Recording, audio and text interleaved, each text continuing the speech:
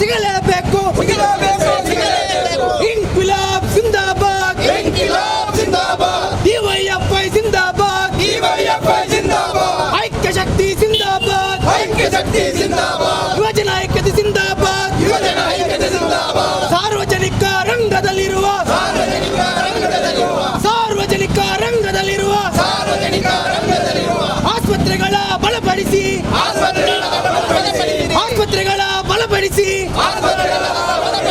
ಉತ್ತಮವಾದ ಸೌಲಭ್ಯಗಳ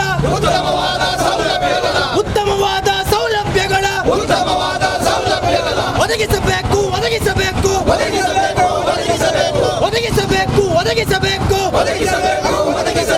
ಇನ್ಕ್ವಿಲಾಬ್ ಜಿಂದಾಬಾದ್ ಡಿವೈಎಫ್ಐ ಜಿಂದಾಬಾದ್ ಯುವಜನ ಐಕ್ಯತೆ ಜಿಂದಾಬಾದ್ ಐಕ್ಯ ಶಕ್ತಿ ಜಿಂದಾಬಾದ್ ವೈದ್ಯರ ಸಿಬ್ಬಂದಿ ಔಷಧಿ ಇಲ್ಲದ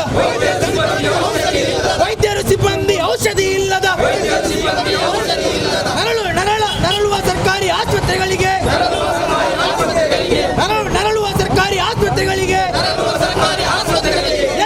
ಎಲ್ಲ ಸೌಕರ್ಯ ಕೊಟ್ಟು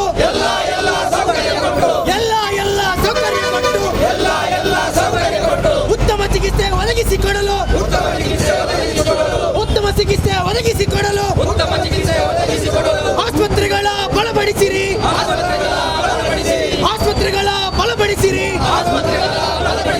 ಇನ್ಕ್ವಿಲಾಬ್ ಜಿಂದಾಬಾದ್ ಡಿವೈಎಫ್ಐ ಜಿಂದಾಬಾದ್ ಯುವಜನ ಐಕ್ಯತೆ ಜಿಂದಾಬಾದ್ ಐಕ್ಯ ಶಕ್ತಿ ಜಿಂದಾಬಾದ್ ಕೊರೋನಾ ರೋಗಕ್ಕೆ ಚಿಕಿತ್ಸೆ ಕೊಡುವ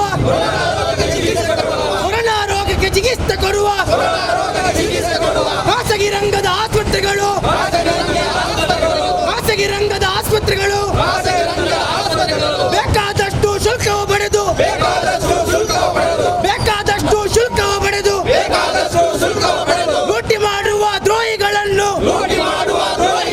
ಲೂಟಿ ಮಾಡುವ ದ್ರೋಹಿಗಳನ್ನು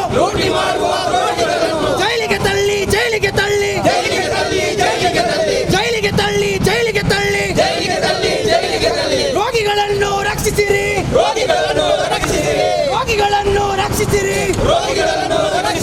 ಇನ್ಕ್ವಿಲಾಬ್ ಜಿಂದಾಬಾದ್ ಡಿವೈಎಫ್ಐ ಜಿಂದಾಬಾದ್ ಯುವಜನ ಐಕ್ಯತೆ ಜಿಂದಾಬಾದ್ ಐಕ್ಯ ಶಕ್ತಿ ಜಿಂದಾಬಾದ್ ಖಾಸಗಿ ರಂಗದ ಆಸ್ಪತ್ರೆಗಳ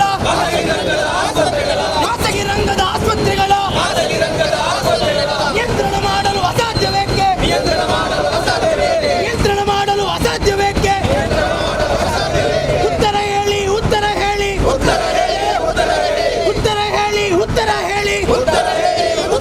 ಮುಖ್ಯಮಂತ್ರಿಗಳೇ ಉತ್ತರ ಹೇಳಿ ಇನ್ಕ್ವಿಲಾಬ್ ಜಿಂದಾಬಾದ್ ಡಿವೈಎಫ್ಐ ಜಿಂದಾಬಾದ್ ಯುವಜನ ಐಕ್ಯತೆ ಜಿಂದಾಬಾದ್ ಐಕ್ಯ ಶಕ್ತಿ ಜಿಂದಾಬಾದ್ ಮುಖ್ಯಮಂತ್ರಿಗಳಿಗೆ ಕೊರೋನಾ ಬಂದರೆ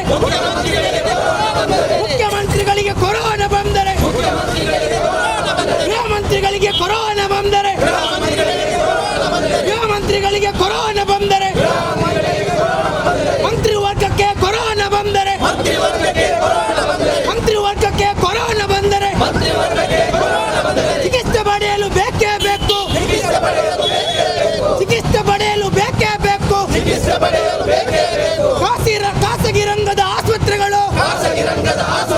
ಖಾಸಗಿ ರಂಗದ ಆಸ್ಪತ್ರೆಗಳು ಮಲ್ಟಿ ಸ್ಪೆಷಲ್ ಆಸ್ಪತ್ರೆಗಳು ಜನಸಾಮಾನ್ಯರಿಗೆ ಕೊರೋನಾ ಬಂದರೆ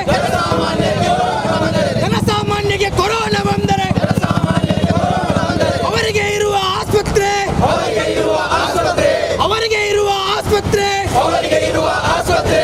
ಸರ್ಕಾರಿ ರಂಗದ ಆಸ್ಪತ್ರೆ ಸೌಕರ್ಯಗಳು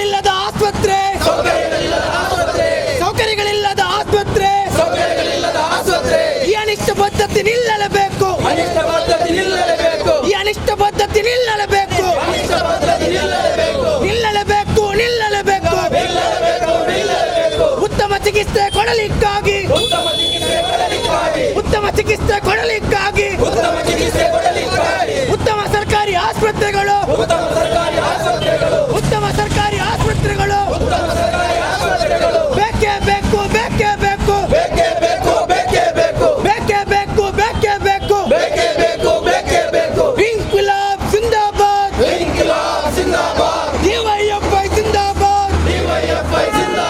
ಸರ್ಕಾರಿ ರಂಗದ ಮೆಡಿಕಲ್ ಕಾಲೇಜ್, ಸರ್ಕಾರಿ ರಂಗದ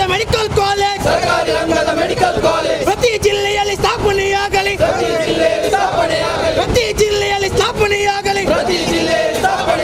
ಎಲ್ಲ ಜನರಿಗೆ ಉತ್ತಮ ಚಿಕಿತ್ಸೆ, ಎಲ್ಲ ಜನರಿಗೆ ಉತ್ತಮ ಚಿಕಿತ್ಸೆ ಒದಗಿಸಿಕೊಡಲು ಬೇಕಾಗಿ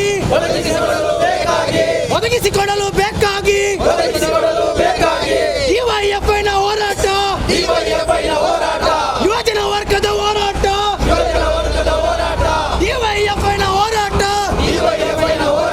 ಯುವಜನ ವರ್ಗದ ಹೋರಾಟ.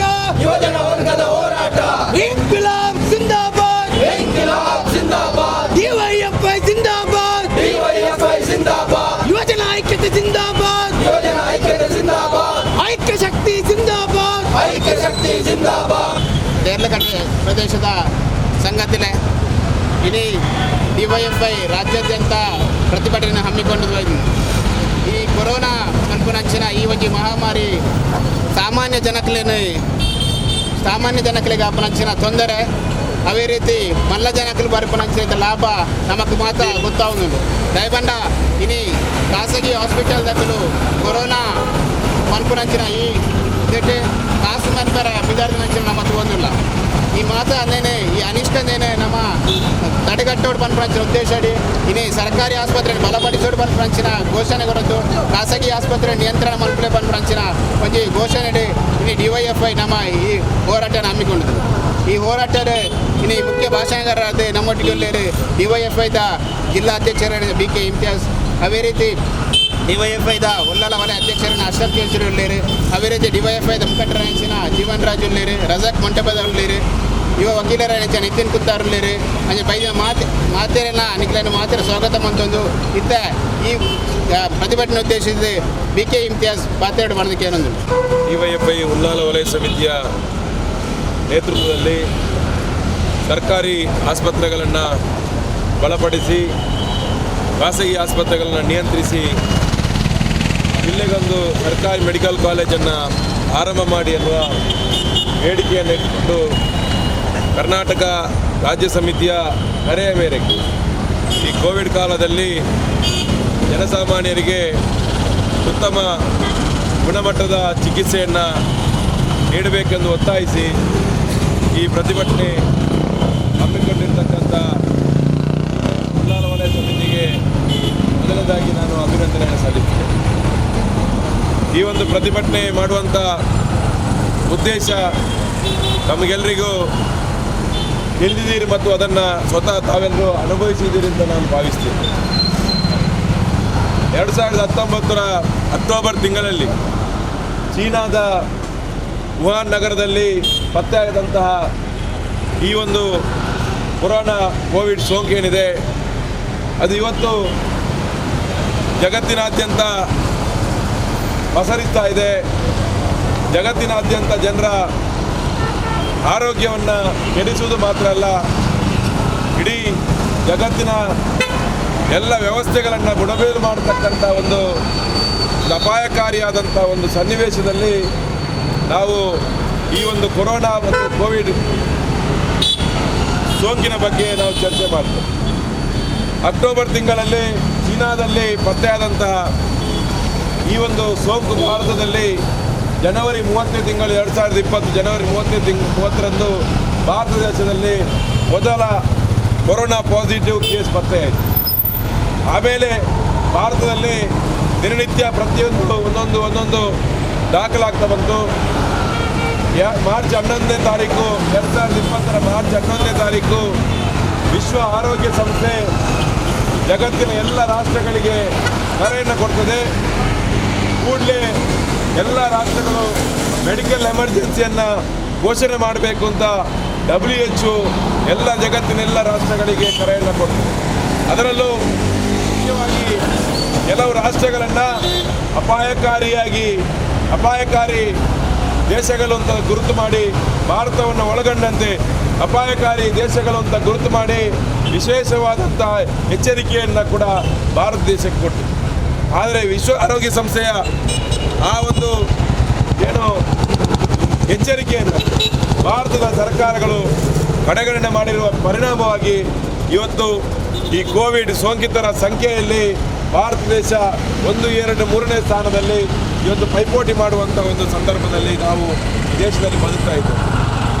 ಯಾಕೆ WHO ಆ ಮಾರ್ಚ್ 11ರ ಎಚ್ಚರಿಕೆಯನ್ನು ಸರಿಯಾದ ರೀತಿಯಲ್ಲಿ ಅದನ್ನು ಸ್ವೀಕರಿಸಿ ಇಡೀ ದೇಶದಲ್ಲಿ ಈ ಕೋವಿಡ್ ಸೋಂಕನ್ನು ತಡೆಗಟ್ಟುವಲ್ಲಿ ಪರಿಣಾಮಕಾರಿಯಾದಂಥ ಹೆಜ್ಜೆಯನ್ನು ಇಟ್ಟಿದ್ರೆ ಇವತ್ತು ಈ ದೇಶ ಈ ಸ್ಥಿತಿಗೆ ತಲುಪಲಿಕ್ಕೆ ಸಾಧ್ಯ ಇರ್ತಿದೆ. ಮಾರ್ಚ್ 11ರ ಆ ಒಂದು ಕರೆಗೆ ಸ್ಪಂದನೆ ಮಾಡಿದರೆ ಈ ದೇಶದಲ್ಲಿರ್ತಕ್ಕಂಥ ಎಲ್ಲ ವಲಸೆ ಕಾರ್ಮಿಕರಿಗೆ ಅವಕಾಶ ಮಾಡಿ ತಮ್ಮ ತಮ್ಮ ರಾಜ್ಯಗಳಿಗೆ ಜಿಲ್ಲೆಗಳಿಗೆ ಹೋಗುವಂಥ ಒಂದು ಕರೆಯನ್ನು ಕೊಡಬಹುದಾಗಿದೆ. ಎಲ್ಲ ಅಂತಾರಾಷ್ಟ್ರೀಯ ವಿಮಾನಗಳನ್ನು ಸ್ಥಗಿತಗೊಳಿಸಿ ಭಾರತ ದೇಶಕ್ಕೆ ಸೋಂಕು ಬಾರದ ರೀತಿಯಲ್ಲಿ ಪ್ರಯತ್ನಗಳನ್ನು ಮಾಡಬಹುದಾಗಿತ್ತು.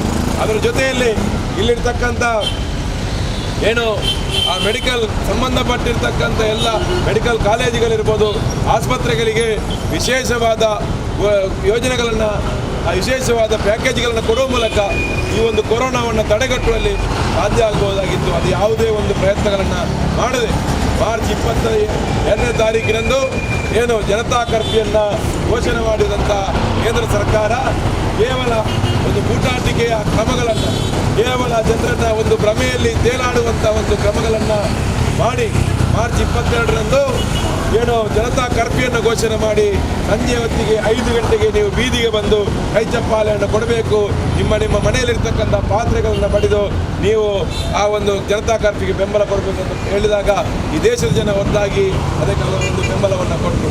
ಅದು ಸಾಧ್ಯ ಆಗಲಿಲ್ಲ. ಮತ್ತೆ ಆ ಒಂದು ಸಂದರ್ಭದಲ್ಲಿ ಈ ದೇಶದಲ್ಲಿರ್ತಕ್ಕಂಥ ಎಲ್ಲ ಸರ್ಕಾರಗಳಿಗೆ ಒಂದು ಎಚ್ಚರಿಕೆ, ಒಂದು ಎಲ್ಲ ಸರ್ಕಾರಗಳಿಗೆ ಇವತ್ತು ಸೂಚನೆಯನ್ನು ಕೊಡಬಹುದಾಗಿತ್ತು. ಸರ್ಕಾರಿ ಆಸ್ಪತ್ರೆಗಳನ್ನು ಬಲಪಡಿಸಿ ಮೂಲಕ ಸರ್ಕಾರಿ ಆಸ್ಪತ್ರೆಗಳಲ್ಲಿ ಇವತ್ತು ಖಾಸಗಿ ಆಸ್ಪತ್ರೆಗಳಿಗೆ ಅಥವಾ ಸರ್ಕಾರಿ ಆಸ್ಪತ್ರೆಯಲ್ಲಿ ಚಿಕಿತ್ಸೆ ಸಿಗ್ತದೆ. ಯಾವುದೇ ಕಾರಣಕ್ಕೂ ಕೂಡ ಕೊರೋನಾ ರೋಗಕ್ಕೆ, ಕೊರೋನಾ ಸೋಂಕಿಗೆ ಎದಗಿಸಬೇಕಾಗಿಲ್ಲ. ಧೈರ್ಯವನ್ನು ಕೊಡುವಂಥ ಕೆಲಸವನ್ನು ಸರ್ಕಾರ ಮಾಡೋ ಬದಲು ನೀವೆಲ್ಲರೂ ಟಾರ್ಚ್ ಲೈಟನ್ನು ಹಿಡಿದು ನಿಮ್ಮ ಕಿಟಿಕಿಯ ಬಾಗಿಲ್ಲ ಟಾರ್ಚ್ ಲೈಟನ್ನು ಹಿಡಿದ್ರೆ ಕೊರೋನಾ ಸೋಂಕು ಹೋಗ್ತದೆ ಅನ್ನುವಂಥ ಒಂದು ಮತ್ತೊಮ್ಮೆ ಭ್ರಮೆಯಲ್ಲಿ ತೇಲಾಡಿಸಿ ಈ ದೇಶ ಇವತ್ತು ಈ ರೀತಿಯ ಕೊರೋನಾ ಸೋಂಕಿನಲ್ಲಿ ಇವತ್ತು ಬಹಳಷ್ಟು ಜನರಿಗೆ ನೋವನ್ನು, ಸಾವನ್ನು ಕೊಟ್ಟಿರ್ತಕ್ಕಂಥ ಪ್ರಕರಣಗಳು ಆಗಿದೆ. ಇವತ್ತು ಭಾರತ ದೇಶದಲ್ಲಿ ಅತಿ ಹೆಚ್ಚು ಸೋಂಕಿತರ ಸಂಖ್ಯೆ ಇದ್ದಂಥದ್ದು ಮಹಾರಾಷ್ಟ್ರದ ನಂತರ ಇವತ್ತು ಕರ್ನಾಟಕ ಅತ್ಯಂತ ಸೇಫರ್ ಅನ್ನುವಂಥ ರೀತಿಯಲ್ಲಿತ್ತು. ಆದರೆ ಕರ್ನಾಟಕದಲ್ಲೂ ಕೂಡ ದಿನನಿತ್ಯ ಇವತ್ತು ಮಹಾರಾಷ್ಟ್ರಕ್ಕೆ ಪೈಪೋಟಿ ಆಗುವಂಥ ರೀತಿಯಲ್ಲಿ ಕರ್ನಾಟಕ ಕೂಡ ಬೆಳೀತಾ ಇದೆ. ಅದರಲ್ಲೂ ಕರ್ನಾಟಕದಲ್ಲಿ ಬೆಂಗಳೂರು ನಗರ ಅತಿ ಹೆಚ್ಚು ಸೋಂಕಿತರ ಸಂಖ್ಯೆ ಇದ್ದರೆ ಅದರ ನಂತರ ಸ್ಥಾನದಲ್ಲಿ ನಮ್ಮ ಮಂಗಳೂರು ಇದೆ. ಒಂದು ದಕ್ಷಿಣ ಕನ್ನಡ ಜಿಲ್ಲೆಯಲ್ಲಿ ಎಲ್ಲಿದೆ ಅನ್ನೋ ಇನ್ನು ಸೋಂಕಿತರ ಸಂಖ್ಯೆ ಹೆಚ್ಚಾಗಿ ಎಲ್ಲಿರ್ತದೆ ನೋಡಿದಾಗ ಅದರಲ್ಲೂ ಕೂಡ ಮಂಗಳೂರು ತಾಲೂಕಿನಲ್ಲಿ ಅತಿ ಹೆಚ್ಚು ಸೋಂಕಿತರು ಇರ್ತಕ್ಕಂಥದ್ದು. ಈ ರೀತಿಯಾಗಿ ಇವತ್ತು ಸೋಂಕಿತರ ಸಂಖ್ಯೆ ದಿನೇ ದಿನೇ ಬೆಳೀತಾ ಇದೆ. ಯಾವ ನಗರವನ್ನು ಕೂಡ ಈ ದೇಶದ ಯಾವ ನಗರವನ್ನು ಕೂಡ ಈ ಒಂದು ಕೊರೋನಾ ಸೋಂಕು ಬಿಟ್ಟಿಲ್ಲ. ದೇಶದ ಎಲ್ಲ ನಗರಗಳಲ್ಲೂ ಕೂಡ ಕೊರೋನಾ ಸೋಂಕು ಇವತ್ತು ಜನರ ಜೀವವನ್ನು ಹಿಂಡ್ತಾ ಇದೆ. ಆದರೆ ಇವತ್ತು ಈ ರೀತಿಯ ಒಂದು ಸಂದರ್ಭದಲ್ಲಿ ಜನರಿಗೆ ಧೈರ್ಯ ಕೊಡಬೇಕಾದಂಥ ಸರ್ಕಾರಗಳು ಜನರಿಗೆ ಧೈರ್ಯ ಕೊಡೋದು ಯಾವ ರೀತಿಯಲ್ಲಿ ಅಂದರೆ ಕೇವಲ ಮಾತುಗಳ ಮೂಲಕ ಅಲ್ಲ. ಜನರಿಗೆ ಧೈರ್ಯ ಕೊಡ್ತಕ್ಕಂಥದ್ದು ಆಸ್ಪತ್ರೆಗಳನ್ನು ಬಲಪಡಿಸಿ, ಖಾಸಗಿ ಆಸ್ಪತ್ರೆಗಳನ್ನು ನಿಯಂತ್ರಣ ಮಾಡಿ. ಕೊರೋನಾ ಸೋಂಕು ಬಂದರೆ ಎದೆಗುಂದಬೇಕಾಗಿಲ್ಲ, ನಿಮಗೆ ಚಿಕಿತ್ಸೆ ನೀಡಲಿಕ್ಕೆ ಸರ್ಕಾರ ನಿಮ್ಮ ಜೊತೆಯಲ್ಲಿ ಇದೆ ಎನ್ನುವಂಥ ಭರವಸೆಯನ್ನು ಕೊಡಬೇಕಾಗಿದ್ದಂಥ ಸರ್ಕಾರ ಇವತ್ತು ಏನು ಮಾಡಿದೆ? ಸರ್ಕಾರಿ ಆಸ್ಪತ್ರೆಯಲ್ಲಿ ಆರಂಭದಲ್ಲಿ ಸರ್ಕಾರಿ ವೆನ್ಲಾಕ್ ಆಸ್ಪತ್ರೆಯಲ್ಲಿ ಚಿಕಿತ್ಸೆ ಸಿಗ್ತಾ ಇತ್ತು, ಸೋಂಕಿತರ ಸಂಖ್ಯೆ ಕಡಿಮೆ ಇತ್ತು. ಆ ಸೋಂಕಿತರ ಸಂಖ್ಯೆ ಹೆಚ್ಚಾದಂತೆ ಇವತ್ತು ವೆನ್ಲಾಕ್ ಆಸ್ಪತ್ರೆಯಲ್ಲಿ ಕೂಡ ಚಿಕಿತ್ಸೆ ಕೊಡಲಿಕ್ಕೆ ಸಾಧ್ಯ ಆಗದಂಥ ಪರಿಸ್ಥಿತಿ. ಆ ಸಂದರ್ಭದಲ್ಲಿ ಕರ್ನಾಟಕ ಸರ್ಕಾರ ಖಾಸಗಿ ಆಸ್ಪತ್ರೆಯವರಿಗೆ ಸೋಂಕಿತ ರೋಗಿಗಳಿಂದ ದುಡ್ಡನ್ನು ವಸೂಲಿ ಮಾಡಲಿಕ್ಕೆ ಇವತ್ತು ಅಧಿಕೃತವಾಗಿ ದರಗಳನ್ನು ಬಿಡುಗಡೆ ಮಾಡಿ ಇವತ್ತು ನೀವು ಜನರಿಂದ ಸುಲಿಗೆ ಮಾಡಿ ಎನ್ನುವಂಥದ್ದಕ್ಕೆ ಅವಕಾಶವನ್ನು ಮಾಡಿಕೊಟ್ಟರು. ಅದರ ಪರಿಣಾಮವಾಗಿ ಏನಾಯಿತು ಪರಿಸ್ಥಿತಿ? ಕರ್ನಾಟಕ ರಾಜ್ಯದ ವೈದ್ಯಕೀಯ ಸಚಿವರಾದಂಥ ಸುಧಾಕರ್ ಅವರ ಮೇಲೆ, ಆರೋಗ್ಯ ಮಂತ್ರಿಯಾದಂಥ ಶ್ರೀರಾಮುಲವರ ಮೇಲೆ ಭ್ರಷ್ಟಾಚಾರದ ಆರೋಪಗಳು ಬಂದರೂ ಕೂಡ ಸರ್ಕಾರ ಮಾನ ಮರ್ಯಾದೆ ನಾಚಿಕೆಯನ್ನು ಬಿಟ್ಟು ಅದನ್ನು ಸಮರ್ಥನೆ ಮಾಡಲಿಕ್ಕೆ ಹೋಯಿತು. ಯಾವ 10 ರೂಪಾಯಿಗೆ ಸಿಗುವಂಥ ವಸ್ತುವನ್ನು 1000 ರೂಪಾಯಿಗೆ ಖರೀದಿ ಮಾಡುವಂಥ ಸರ್ಕಾರ. BP ಕಿಟ್ಗಳಿಗೆ ಆರಂಭದಲ್ಲಿ 4000 ರೂಪಾಯಿಯನ್ನು ಸುಲಿಗೆ ಮಾಡಿ ಲೂಟಿ ಮಾಡಿದಂಥ ಸರ್ಕಾರ. ಆ ನಂತರದಲ್ಲಿ ಇವತ್ತು ಎಲ್ಲ ಈ ಮೆಡಿಕಲ್ ಪ್ಯಾರಾಮೆಡಿಕಲ್ ಇದರ ಜೊತೆಯಲ್ಲಿ ಸ್ವಾಮಿ ಜೊತೆಯಲ್ಲಿ ಇವತ್ತು ಒಪ್ಪಂದವನ್ನು ಮಾಡಿಕೊಂಡು ಭ್ರಷ್ಟಾಚಾರವನ್ನು ಮಿತಿಮೀರುವಂಥ ರೀತಿಯಲ್ಲಿ ಭ್ರಷ್ಟಾಚಾರವನ್ನು ಮಾಡಿರುವಂಥದ್ದು ನಾವು ನೋಡಿದ್ದೇವೆ ಬಂದರು. ಸರ್ಕಾರಕ್ಕೆ ಇಚ್ಛಾಶಕ್ತಿ ಇದ್ದರೆ ಈ ಸಂದರ್ಭದಲ್ಲೂ ಕೂಡ ಕೊರೋನಾ ಕಾಲದಲ್ಲೂ ಕೂಡ ಇವತ್ತು ಭ್ರಷ್ಟಾಚಾರ ಮಾಡುವಂಥ ಮನಸ್ಥಿತಿಯನ್ನು ಹೊಂದಿರತಕ್ಕಂಥ ಸರ್ಕಾರ ಇನ್ನು ಬೇರೆ ವಿಚಾರದಲ್ಲಿ ಯಾವ ರೀತಿಯಂಥ ಭ್ರಷ್ಟಾಚಾರವನ್ನು ಮಾಡಬಹುದು ಅನ್ನುವಂಥದ್ದನ್ನು ಊಹೆ ಮಾಡಲಿಕ್ಕೆ ಸಾಧ್ಯ ಇಲ್ಲ. ಈ ರೀತಿಯ ಒಂದು ಈ ಸಂದರ್ಭದಲ್ಲಿ ಖಾಸಗಿ ಆಸ್ಪತ್ರೆಗಳು ಯಾವ ರೀತಿ ಸುಲಿಗೆ ಮಾಡಿ 4 ಲಕ್ಷ ರೂಪಾಯಿ ಬಿಲ್ ಮಾಡಿ 4 ಲಕ್ಷ ರೂಪಾಯಿಯನ್ನು ಬಿಲ್ಲನ್ನು ಮಾಡಿ ಒಬ್ಬ ಸೋಂಕಿತನಿಂದ ವಸೂಲಿ ಮಾಡ್ತಾರಂತಾದರೆ ಆ ಬಿಲ್ಲನ್ನು ಪರಿಶೀಲನೆ ಮಾಡಿದಾಗ ಇನ್ನೂ ಕೂಡ ಜಗತ್ತಿನಲ್ಲಿ ಯಾವುದೇ ದೇಶವೂ ಕೂಡ ಈ ಒಂದು ಕೊರೋನಾ ಸೋಂಕಿಗೆ ವ್ಯಾಕ್ಸಿನನ್ನು ಔಷಧಿಯನ್ನು ಕಂಡುಹಿಡಿಯಲಿಲ್ಲ. ಆದರೆ ಆಸ್ಪತ್ರೆ ದಾಖಲಾದಂಥ ಸೋಂಕಿತರಿಂದ ಇವತ್ತು 4 ಲಕ್ಷ ರೂಪಾಯಿ ಬಿಲ್ ಮಾಡ್ತಾರೆ. ಕೇವಲ ಅದಕ್ಕೆ ಔಷಧಿಗಾಗಿ 600 ರೂಪಾಯಿಗಳು ಮಾತ್ರ. ಉಳಿದಂಥ ಹಣಗಳೆಲ್ಲವೂ ಕೂಡ ಈ ಕಿಟ್ಗಳಿಗೆ ಆಸ್ಪತ್ರೆ ವೈದ್ಯರ ಖರ್ಚು ಅಂತ ಹೇಳಿ ವಸೂಲು ಮಾಡುವಂಥ ಈ ಸಂದರ್ಭದಲ್ಲಿ ಬಡವನ ಆ ಒಂದು ಸಂಕಷ್ಟ ಯಾವ ಸ್ಥಿತಿಯಲ್ಲಿರ್ಬೋದು ಅನ್ನುವಂಥದ್ದನ್ನು ನಾವು ನೋಡಬೇಕು. ಸ್ವಾಭಿಮಾನದಲ್ಲಿ ಬದುಕ್ತಾ ಇದ್ದಂಥವ್ರು ಯಾರ ಅಂಗಲಾಚದೆ ತಾವು ತಮ್ಮ ಪಾಡಿಗೆ ದುಡಿದು ದಿನವಿಡೀ ದುಡಿದು ಜೀವನ ಸಾಗಿಸ್ತಾ ಇದ್ದಂಥ ಬಡವರ ಪರಿಸ್ಥಿತಿ ಹೇಗಿರ್ಬೋದು ಅಂತ ನಾವು ನೋಡಬೇಕಾಗಿದೆ.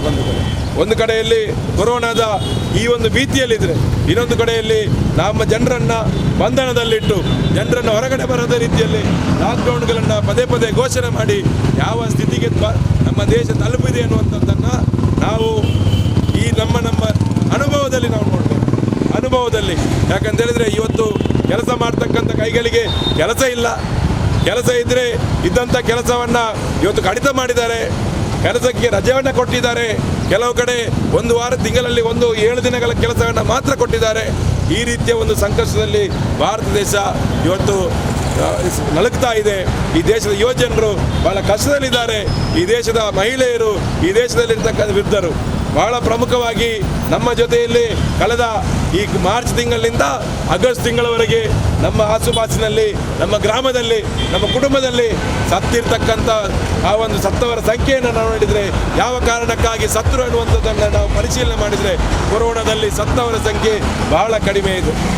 ವೃದ್ಧರು, ವಯಸ್ಕರು, ಮನೆಯಲ್ಲಿ ಸಣ್ಣ ಪುಟ್ಟ ರೋಗದಿಂದ ಬಳಲ್ತಾ ಇದ್ದಂಥವರು ಆಸ್ಪತ್ರೆ ಹತ್ರ ಸುಲಿತಾ ಇಲ್ಲ. ಆಸ್ಪತ್ರೆಗೆ ಹೋಗಲಿಕ್ಕೆ ಭಯ ಪಡ್ತಾ ಇದ್ದಾರೆ. BP, ಶುಗರ್, ಇದೇ ಸಂಬಂಧಿತ ಸಣ್ಣ ಪುಟ್ಟ ಕಾಯಿಲೆ ಇರುವಂಥವರು ಆಸ್ಪತ್ರೆಗೆ ಹೋಗೋದಿಲ್ಲ.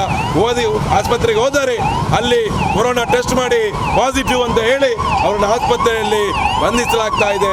ಆಸ್ಪತ್ರೆಯಲ್ಲಿ ಇಟ್ಟರೆ ಅಲ್ಲಿ ಕೊಡುವಂಥ ಬಿಲ್ಗಳನ್ನು ಪಾವತಿ ಮಾಡಲಿಕ್ಕೆ ಸಾಧ್ಯ ಆಗೋದಿಲ್ಲ. ಸುಧಾರಿಸಿಕೊಂಡು ಹೋಗ್ಬೋದು ಅಂತ ಹೇಳಿ ಇದ್ದಂಥ ಜನರು ಇವತ್ತು ಅನೇಕ ಜನರು ಮೃತಪಟ್ಟಿದ್ದಾರೆ. ನಮ್ಮ ಭಯದಿಂದ ಮೃತಪಟ್ಟಿದ್ದಾರೆ. ಸರ್ಕಾರ ಏನು ಮಾಡಬೇಕು? ಈ ರೀತಿ ಭಯಪಟ್ಟು ಸಾವಿಗೀಡಾಗುವಂಥ ಸಂದರ್ಭದಲ್ಲಿ ಜನರಿಗೆ ಧೈರ್ಯ ಕೊಡಬೇಕಾಗಿದೆ. ಆದರೆ ಅದನ್ನು ಯಾವುದನ್ನು ಮಾಡುವುದಿಲ್ಲ.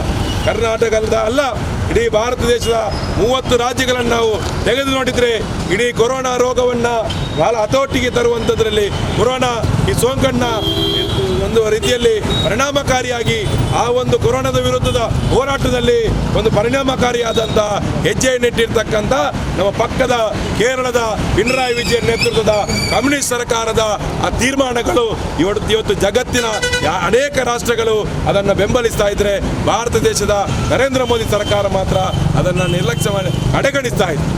ನಮ್ಮ ಪಕ್ಕದ ಕೇರಳ ರಾಜ್ಯದ ಆರೋಗ್ಯ ಮಂತ್ರಿ ಶೈಲಜಾ ಟೀಚರನ್ನು ಇವತ್ತು ವಿಶ್ವ ಆರೋಗ್ಯ ಸಂಸ್ಥೆಯಲ್ಲಿ ಭಾಷಣ ಮಾಡಿ ಈ ಕೇರಳದಲ್ಲಿ ತೆಗೆದುಕೊಂಡಿರ್ತಕ್ಕಂಥ ಕ್ರಮಗಳನ್ನು ಇಡೀ ಜಗತ್ತಿಗೆ ತಿಳಿಸಬೇಕು ಅಂತ ಹೇಳಿ ಅವರನ್ನು ಆಹ್ವಾನ ಮಾಡಿ ಅವರನ್ನು ಭಾಷಣ ಮಾಡಲಿಕ್ಕೆ ಅವಕಾಶ ಮಾಡಿಕೊಡ್ತಾರೆ.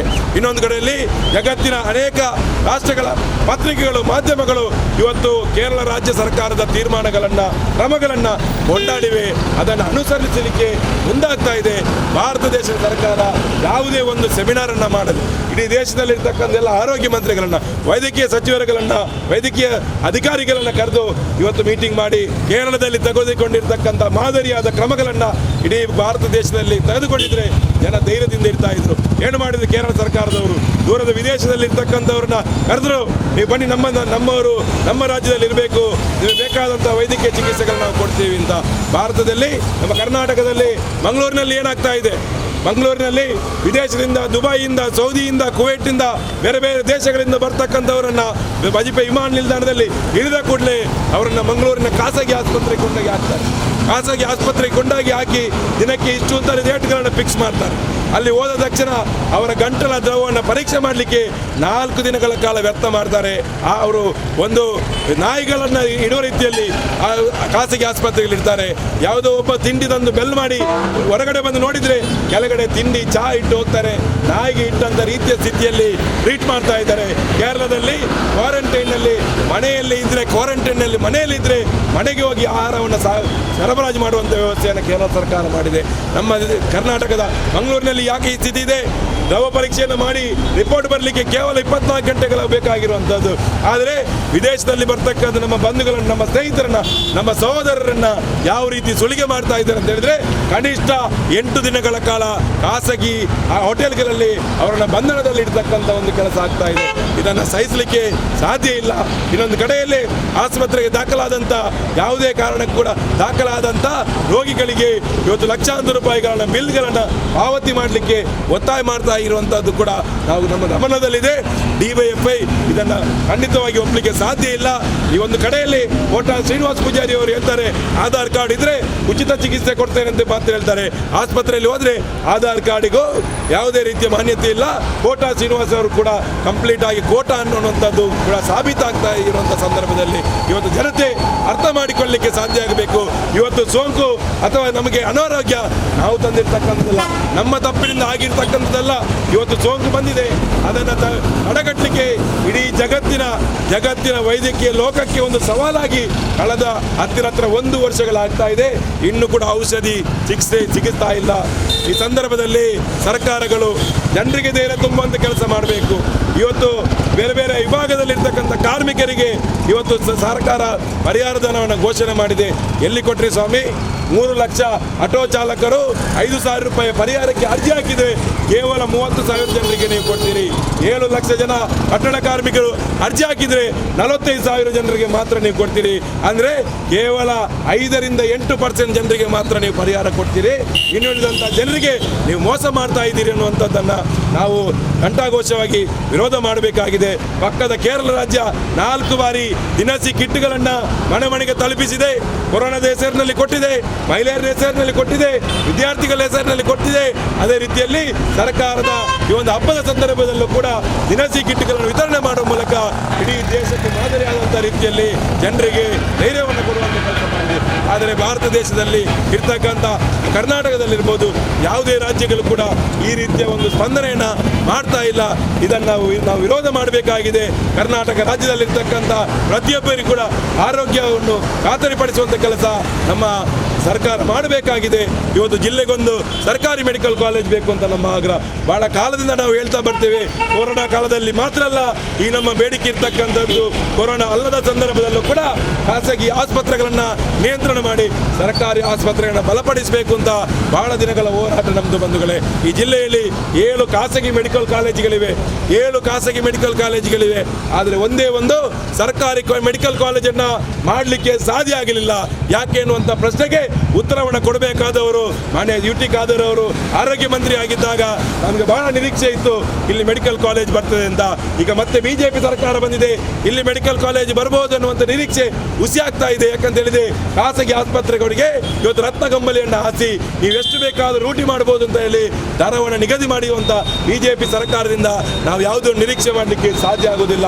ಹಾಗಾಗಿ ಈ ಜಿಲ್ಲೆಯಲ್ಲಿ ಸರ್ಕಾರಿ ಮೆಡಿಕಲ್ ಕಾಲೇಜ್ ಬಂದಿದ್ರೆ ಇವತ್ತು 5 ಲಕ್ಷ 6 ಲಕ್ಷ ರೂಪಾಯಿಯಲ್ಲಿ ಬಡವರ ಮನೆಯ ಮಕ್ಕಳು ಕೂಡ ವೈದ್ಯರಾಗ್ತಾ ಇದ್ರು. ಇವತ್ತು ಕೋಟಿಗಟ್ಟಲೆ ಹಣವನ್ನು ಖರ್ಚು ಮಾಡಿ ವೈದ್ಯರಾದಂಥ ಖಾಸಗಿ ಆಸ್ಪತ್ರೆಯಲ್ಲಿ ಕಳೆದು ವೈದ್ಯರಾದಂಥವರು ಏನು ಮಾಡ್ತಾ ಇದ್ದಾರೆ? ಇವತ್ತು 500ರಿಂದ 1000 ರೂಪಾಯಿ ಕೇವಲ ಕನ್ಸಲ್ಟಿಂಗ್ ಫೀಸನ್ನು ಶುಲ್ಕವನ್ನು ವಸೂಲಿ ಮಾಡ್ತಾ ಇದ್ದಾರೆ. ಇನ್ನೊಂದು ಕಡೆಯಲ್ಲಿ ಕೋವಿಡ್ನ ಕಾಲದಲ್ಲಿ ಕೆಲವು ಕಡೆ ಡಾಕ್ಟರ್ಗಳು ಮಾನವೀಯವಾಗಿ ವರ್ತನೆ ಮಾಡಿದರೆ, ಕೆಲವು ಕಡೆ ಡಾಕ್ಟರ್ಗಳು ಅತ್ಯಂತ ಮಾನವೀಯ ಸೇವೆಯನ್ನು ಕೊಟ್ಟಿದ್ದಾರೆ. ಇಂಥ ಮಾನವೀಯ ಸೇವೆಯನ್ನು ಕೊಟ್ಟಿರ್ತಕ್ಕಂಥವರಿಗೆ ಡಿವೈಎಫ್ಐ ಯಾವಾಗಲೂ ಆಭಾರಿಯಾಗಿರ್ತದೆ. ಆದರೆ ಈ ಜನರನ್ನು ಕೊರೋನಾವನ್ನೇ ಇವತ್ತು ದುಡ್ಡು ಮಾಡಲಿಕ್ಕೆ, ಕೊರೋನಾವೇ ದುಡ್ಡು ಮಾಡುವಂಥ ಒಂದು ಮಾರ್ಕೆಟಿಂಗ್ನ ಒಂದು ಪ್ರಾಡಕ್ಟ್ ಆಗಿ ಬಳಸ್ತಾ ಇರುವಂಥ ವೈದ್ಯರಿಗೆ ನಮ್ಮ ವಿರೋಧ ಇದೆ ಬಂಧುಗಳು. ಅಂಥ ವೈದ್ಯರುಗಳು ಅಂಥ ಆಸ್ಪತ್ರೆಗಳ ವಿರುದ್ಧ ನಿರ್ದಾಕ್ಷಿಣ್ಯ ಕ್ರಮಗಳು ಜರುಗಬೇಕು ಅಂತ ನಾವು ಈ ಸಂದರ್ಭದಲ್ಲಿ ಒತ್ತಾಯ ಮಾಡ್ತೇವೆ. ಅದರ ಜೊತೆಯಲ್ಲಿ DYFI ಇವತ್ತು ನಮ್ಮ ದಕ್ಷಿಣ ಕನ್ನಡ ಜಿಲ್ಲೆ ಇರ್ಬೋದು, ಕರ್ನಾಟಕ ರಾಜ್ಯ, ಈ ದೇಶದಲ್ಲಿರ್ತಕ್ಕಂಥ ಕೊರೋನಾ ವಾರಿಯರ್ಸ್ಗಳಾಗಿ ಕೆಲಸ ಮಾಡ್ತಾ ಇರುವಂಥ ಡಾಕ್ಟರ್ಗಳಿರ್ಬೋದು, ದಾದಿಯರಿರ್ಬೋದು, ನರ್ಸ್ಗಳಿರ್ಬೋದು, ಪೊಲೀಸರಿರ್ಬೋದು, ಬೇರೆ ಬೇರೆ ರಂಗದಲ್ಲಿ ಕೆಲಸ ಮಾಡ್ತಕ್ಕಂಥ ಸರ್ಕಾರಿ ಅಧಿಕಾರಿಗಳಿರ್ಬೋದು, ಅವರಿಗೆ ಈ ಕೊರೋನಾ ಕಾಲದಲ್ಲಿ ವಿಶೇಷವಾದಂಥ ವೇತನವನ್ನು ಪ್ಯಾಕೇಜನ್ನು ಘೋಷಣೆ ಮಾಡಿ ಜನರಿಗೆ ಸೇವೆ ಕೊಡುವಂಥ ಇವರಿಗೆ ಧೈರ್ಯವನ್ನು ಕೆಲಸ ಮಾಡುವಂಥ ಕೆಲಸವನ್ನು ಸರ್ಕಾರ ಮಾಡಬೇಕು. ಇವತ್ತು ಯುವ ಜನರು ಉದ್ಯೋಗ ಕಳ್ಕೊಂಡ ಯುವ ಜನರಿಗೆ ಇವತ್ತು ಸರ್ಕಾರ ಉದ್ಯೋಗದ ನಿರುದ್ಯೋಗ ಸಂದರ್ಭದಲ್ಲಿ ಅವರಿಗೆ ಪರಿಹಾರಗಳನ್ನು ಕೊಡುವಂಥ ಕೆಲಸವನ್ನು ಸರ್ಕಾರ ಮಾಡಬೇಕು ಅಂತ ಈ ಸಂದರ್ಭದಲ್ಲಿ ಒತ್ತಾಯ ಮಾಡ್ತಾ ಮತ್ತೊಮ್ಮೆ ಹೇಳ್ತಾ ಇದ್ದೇವೆ, DYFI ಈ ಜಿಲ್ಲೆಯ ಜನರ ಜೊತೆಯಲ್ಲಿ ನಿಲ್ತದೆ. DYFI ಈ ಜಿಲ್ಲೆಯ ಸಂಕಷ್ಟದಲ್ಲಿರ್ತಕ್ಕಂಥ ಕೊರೋನಾ ರೋಗಿಗಳ ಪರವಾಗಿ ನಿಲ್ತದೆ. ಯಾವುದೇ ಖಾಸಗಿ ಆಸ್ಪತ್ರೆಗಳು ಜನರಿಂದ ಲೂಟಿ ಮಾಡಿ ಅಥವಾ ಖಾಸಗಿ ಆಸ್ಪತ್ರೆಗಳು ಬಿಲ್ ಕಟ್ಟಲಾಗದೆ ಅವರನ್ನು ಬಂಧನದಲ್ಲಿಟ್ಟರೆ ಖಂಡಿತವಾಗಿ ಆ ಸಂದರ್ಭದಲ್ಲಿ DYFI ಅವರಿಗೆ ನೆರವಿಗೆ ಬರಲಿಕ್ಕೆ ಸದಾ ಸಿದ್ಧರಿದೆ ಎನ್ನುವಂಥ ಮಾತನ್ನು ಈ ಸಂದರ್ಭದಲ್ಲಿ ಹೇಳ್ತಾ ನನಗೆ ಮಾತಾಡಲಿಕ್ಕೆ ಅವಕಾಶ ಮಾಡಿಕೊಟ್ಟಂಥ ಎಲ್ಲರಿಗೂ ಕೂಡ ವಂದಿಸಿ ನನ್ನ ಮಾತನ್ನು ಮುಗಿಸ್ತೇನೆ. ಇಂಕ್ವಿಲಾಬ್ ಜಿಂದಾಬಾದ್. ಈ ಸಭೆಯನ್ನು ಉದ್ದೇಶಿಸಿ ಯುವ ವಕೀಲರ ಹೆಂಚಿನ ನಿತಿನ್ ಗುತ್ತಾರ್ ಪಾತೆರಡು ಈ ಒಂದು ಸಭೆಟ್ಟು ಮುಖ್ಯವಾದ DYFI ಮುಖಂಡರ ಹೆಂಚಿನ ರಫೀಕ್ ಕಾರ್ಯಕರ್ತೆರು, ಅಶ್ರಫ್ ಕಾರ್ಯಕರ್ತೆರು, ಅದೇ ರೀತಿ CIT ಮುಖಂಡರ ಹೆಂಚಿನ ಜಯಂತ್ ನಾಯ್ಕುಲ್ಲೇರು, ಜನಾರ್ದನ್ ಕುತ್ತಾರುಲ್ಲೇರು ಮೆಕ್ಕನ್ನು ಮಾತೆಲ್ಲ ಸ್ವಾಗತ ಮಂತಂದು ಇತ್ತ ನಿತಿನ್ ಗುತ್ತಾರ್ ಈ ಪ್ರತಿಭಟನೆ ಉದ್ದೇಶಿಸಿದ ಪಾತೆರು. ಈಗಾಗಲೇ ನಮ್ಮನ್ನು ಉದ್ದೇಶಿಸಿ ಮಾತನಾಡಿದಂಥ BK ಇಮ್ತಿಯಾಜ್ ಅವರು ನಮ್ಮ ಜಿಲ್ಲೆಯಲ್ಲಿ ಅದೇ ರೀತಿಯಲ್ಲಿ ದೇಶಾದ್ಯಂತ ಈ ಕೋವಿಡ್ ಕಾಲಘಟ್ಟದಲ್ಲಿ ಜನ ಯಾವ ರೀತಿ ತೊಂದರೆಯನ್ನು ಅನುಭವಿಸ್ತಿದ್ದಾರೆ, ಖಾಸಗಿ ಆಸ್ಪತ್ರೆಗಳು, ಸರ್ಕಾರಗಳು, ಖಾಸಗಿ ಪರವಾದಂಥ ಸರ್ಕಾರ ಯಾವ ರೀತಿ ನಮ್ಮನ್ನು ವಂಚನೆ ಮಾಡ್ತಾ ಇದೆ ಅನ್ನುವಂಥ ರೀತಿಯಲ್ಲಿ ಕೂಡ ಒಂದು ವಿವರವಾಗಿ ಹೇಳಿದರು. ನಾನು ಹೆಚ್ಚು ಮಾತಾಡಲಿಕ್ಕೆ ಹೋಗೋದಿಲ್ಲ. ಈಗಾಗಲೇ ಇಡೀ ದೇಶ ಕೋವಿಡ್ ಕಾಲಘಟ್ಟದಲ್ಲಿ ಪ್ಯಾಂಡೆಮಿಕ್ಕಲ್ಲಿ ತತ್ತರಿಸ್ತಾ ಇರುವಂಥ ಸಮಯದಲ್ಲಿ ರೋಗವೂ ಕೂಡ ಲಾಭವನ್ನು ತರುತ್ತೆ ಅನ್ನುವಂಥ ಆಲೋಚನೆಯನ್ನು ಅದು ಬರಬೇಕಿದ್ರೆ ಅದಕ್ಕೆ ಬಂಡವಾಳಶಾಹಿ ವ್ಯವಸ್ಥೆಗೆ ಮಾತ್ರ ಸಾಧ್ಯ ಅನಿಸುತ್ತೆ. ಒಂದು ಸೇವಾ ಮನೋಭಾವದಿಂದ ಆರಂಭ ಮಾಡಿರುವಂಥ ಶಿಕ್ಷಣ ಸಂಸ್ಥೆ, ಆರೋಗ್ಯ ಇಲಾಖೆ ಇದು ಲಾಭದ ಉದ್ದೇಶದಲ್ಲಿ ನಡೆಯುವಂಥ ವ್ಯವಸ್ಥೆ ಅಲ್ಲ.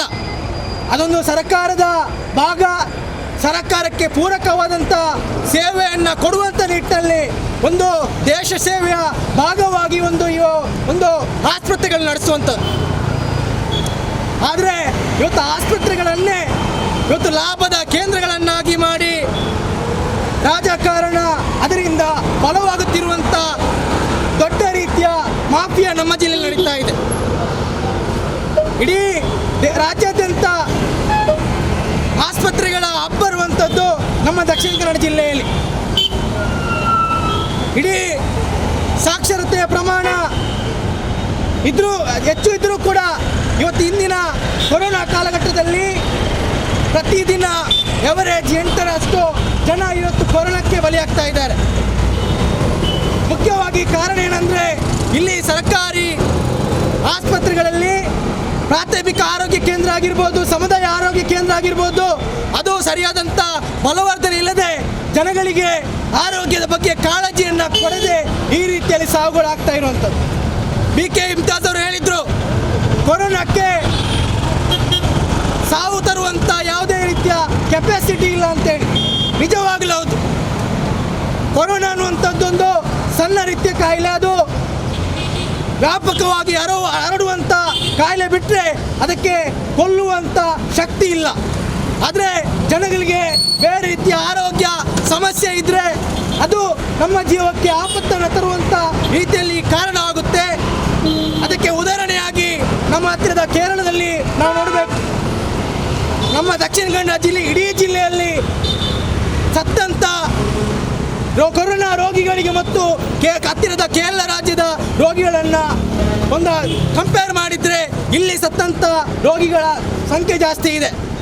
ಹಾಗಾಗಿ ಇಡೀ ಸರ್ಕಾರ ಆರೋಗ್ಯ ಕ್ಷೇತ್ರವನ್ನು ಸಹಕಾರಿ ಮನೋಭಾವದಲ್ಲಿ ಆರೋಗ್ಯ ಕ್ಷೇತ್ರವನ್ನು ಖಾಸಗಿ ರಂಗದಿಂದ ವಾಪಸ್ ಪಡೆದು ತನ್ನ ತೆಕ್ಕೆಗೆ ತಗೊಳ್ಳುವವರೆಗೆ ಈ ರೀತಿ ಸಾವು ನೋವುಗಳು ಖಂಡಿತವಾಗಿ ಆಗುತ್ತೆ.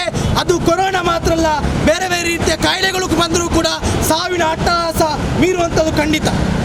ಈಗಾಗಲೇ BK ವಿದ್ಯಾರ್ಥಿಗಳು ಹೇಳಿದ್ರು, ಖಾಸಗಿ ಆಸ್ಪತ್ರೆಗಳು ಯಾವ ರೀತಿ ತನ್ನ ಬಂಡವಾಳವನ್ನು ತಮ್ಮ ಕಿಸೆಯಲ್ಲಿ ಲಾಭವನ್ನು ಮಾಡಿದೆ ಅನ್ನುವಂಥ ರೀತಿಯಲ್ಲಿ ಯಾರಾದರೂ ಮಧ್ಯಮ ವರ್ಗ ಅನ್ನುವಂಥ ರೀತಿಯಲ್ಲಿ ಭ್ರಮೆಯಲ್ಲಿರುವಂಥ ಜನಗಳು ಖಾಸಗಿ ಆಸ್ಪತ್ರೆಯಲ್ಲಿ ಚಿಕಿತ್ಸೆ ಪಡ್ಕೊಂಡ್ರೆ ಅವರಿಗೆ ಪ್ರಾರಂಭದಲ್ಲೇ ಪ್ಯಾಕೇಜ್ ಕೊಡಲಾಗುತ್ತೆ. ಪ್ರಾರಂಭದಲ್ಲಿ 2 ಲಕ್ಷದಿಂದ 3 ಲಕ್ಷ ಎವರೇಜಿನ ಪ್ಯಾಕೇಜನ್ನು ಕೊಟ್ಟು ನಂತರದಲ್ಲಿ ಬೇರೆ ಬೇರೆ ರೀತಿಯ ಚಿಕಿತ್ಸೆಯನ್ನು ಕೊಡುವಂಥ ರೀತಿಯಲ್ಲಿ ಇದು ಕೇವಲ ಖಾಸಗಿ ಆಸ್ಪತ್ರೆಗಳಿಂದ ಮಾತ್ರ ಈ ರೀತಿಯಲ್ಲಿ ಸಾಧ್ಯವಾಗುವಂಥದ್ದು. ಪ್ರಾರಂಭದಲ್ಲಿ ಕೋವಿಡ್ನ ಲಾಕ್ಡೌನ್ ಏನಿತ್ತು, 2 ತಿಂಗಳ ಲಾಕ್ಡೌನ್ನಲ್ಲಿ ಎಲ್ಲ ಕ್ಲಿನಿಕ್ಗಳು ಮುಚ್ಚಿದ್ರು. ಆಸ್ಪತ್ರೆಗಳಿಗೆ ಗೇಟಿನವರೆಗೂ ಕೂಡ ಆಸ್ಪತ್ರೆಗೆ ಹೋಗದಂಥ ಪರಿಸ್ಥಿತಿಯಲ್ಲಿತ್ತು.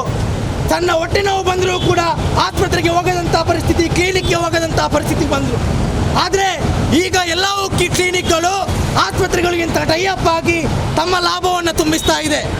ಕ್ಲಿನಿಕ್ನ ವೈದ್ಯರುಗಳು ಅವರ ಜೇಬನ್ನು ತುಂಬಿಸಲಿಕ್ಕೋಸ್ಕರ ಇವತ್ತು ಖಾಸಗಿ ಒಂದು ಆಸ್ಪತ್ರೆಗಳ ಜೊತೆಗೆ ಕೈಯನ್ನು ಜೋಡಿಸ್ತಾ ಇದೆ.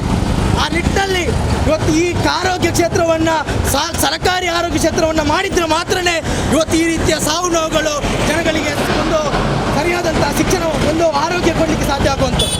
ಅದೇ ರೀತಿಯಲ್ಲಿ ನಮ್ಮ ಜಿಲ್ಲೆಯಲ್ಲಿ ಕೂಡ ಮೆಡಿಕಲ್ ಕಾಲೇಜನ್ನು ಆರಂಭ ಮಾಡುವಂಥ ಕೆಲಸದಲ್ಲಿ ಕೂಡ ಆಗಬೇಕಾಗಿದೆ. ನಾವು DYFI ಎಷ್ಟೋ ವರ್ಷಗಳಿಂದ ಈ ಬೇಡಿಕೆಯನ್ನು ಇಟ್ಕೊಂಡಿದ್ದೇವೆ, ಹೋರಾಟವನ್ನು ಕೂಡ ಮಾಡಿದ್ದೇವೆ, ಧರಣಿಯನ್ನು ಮಾಡಿದ್ದೇವೆ.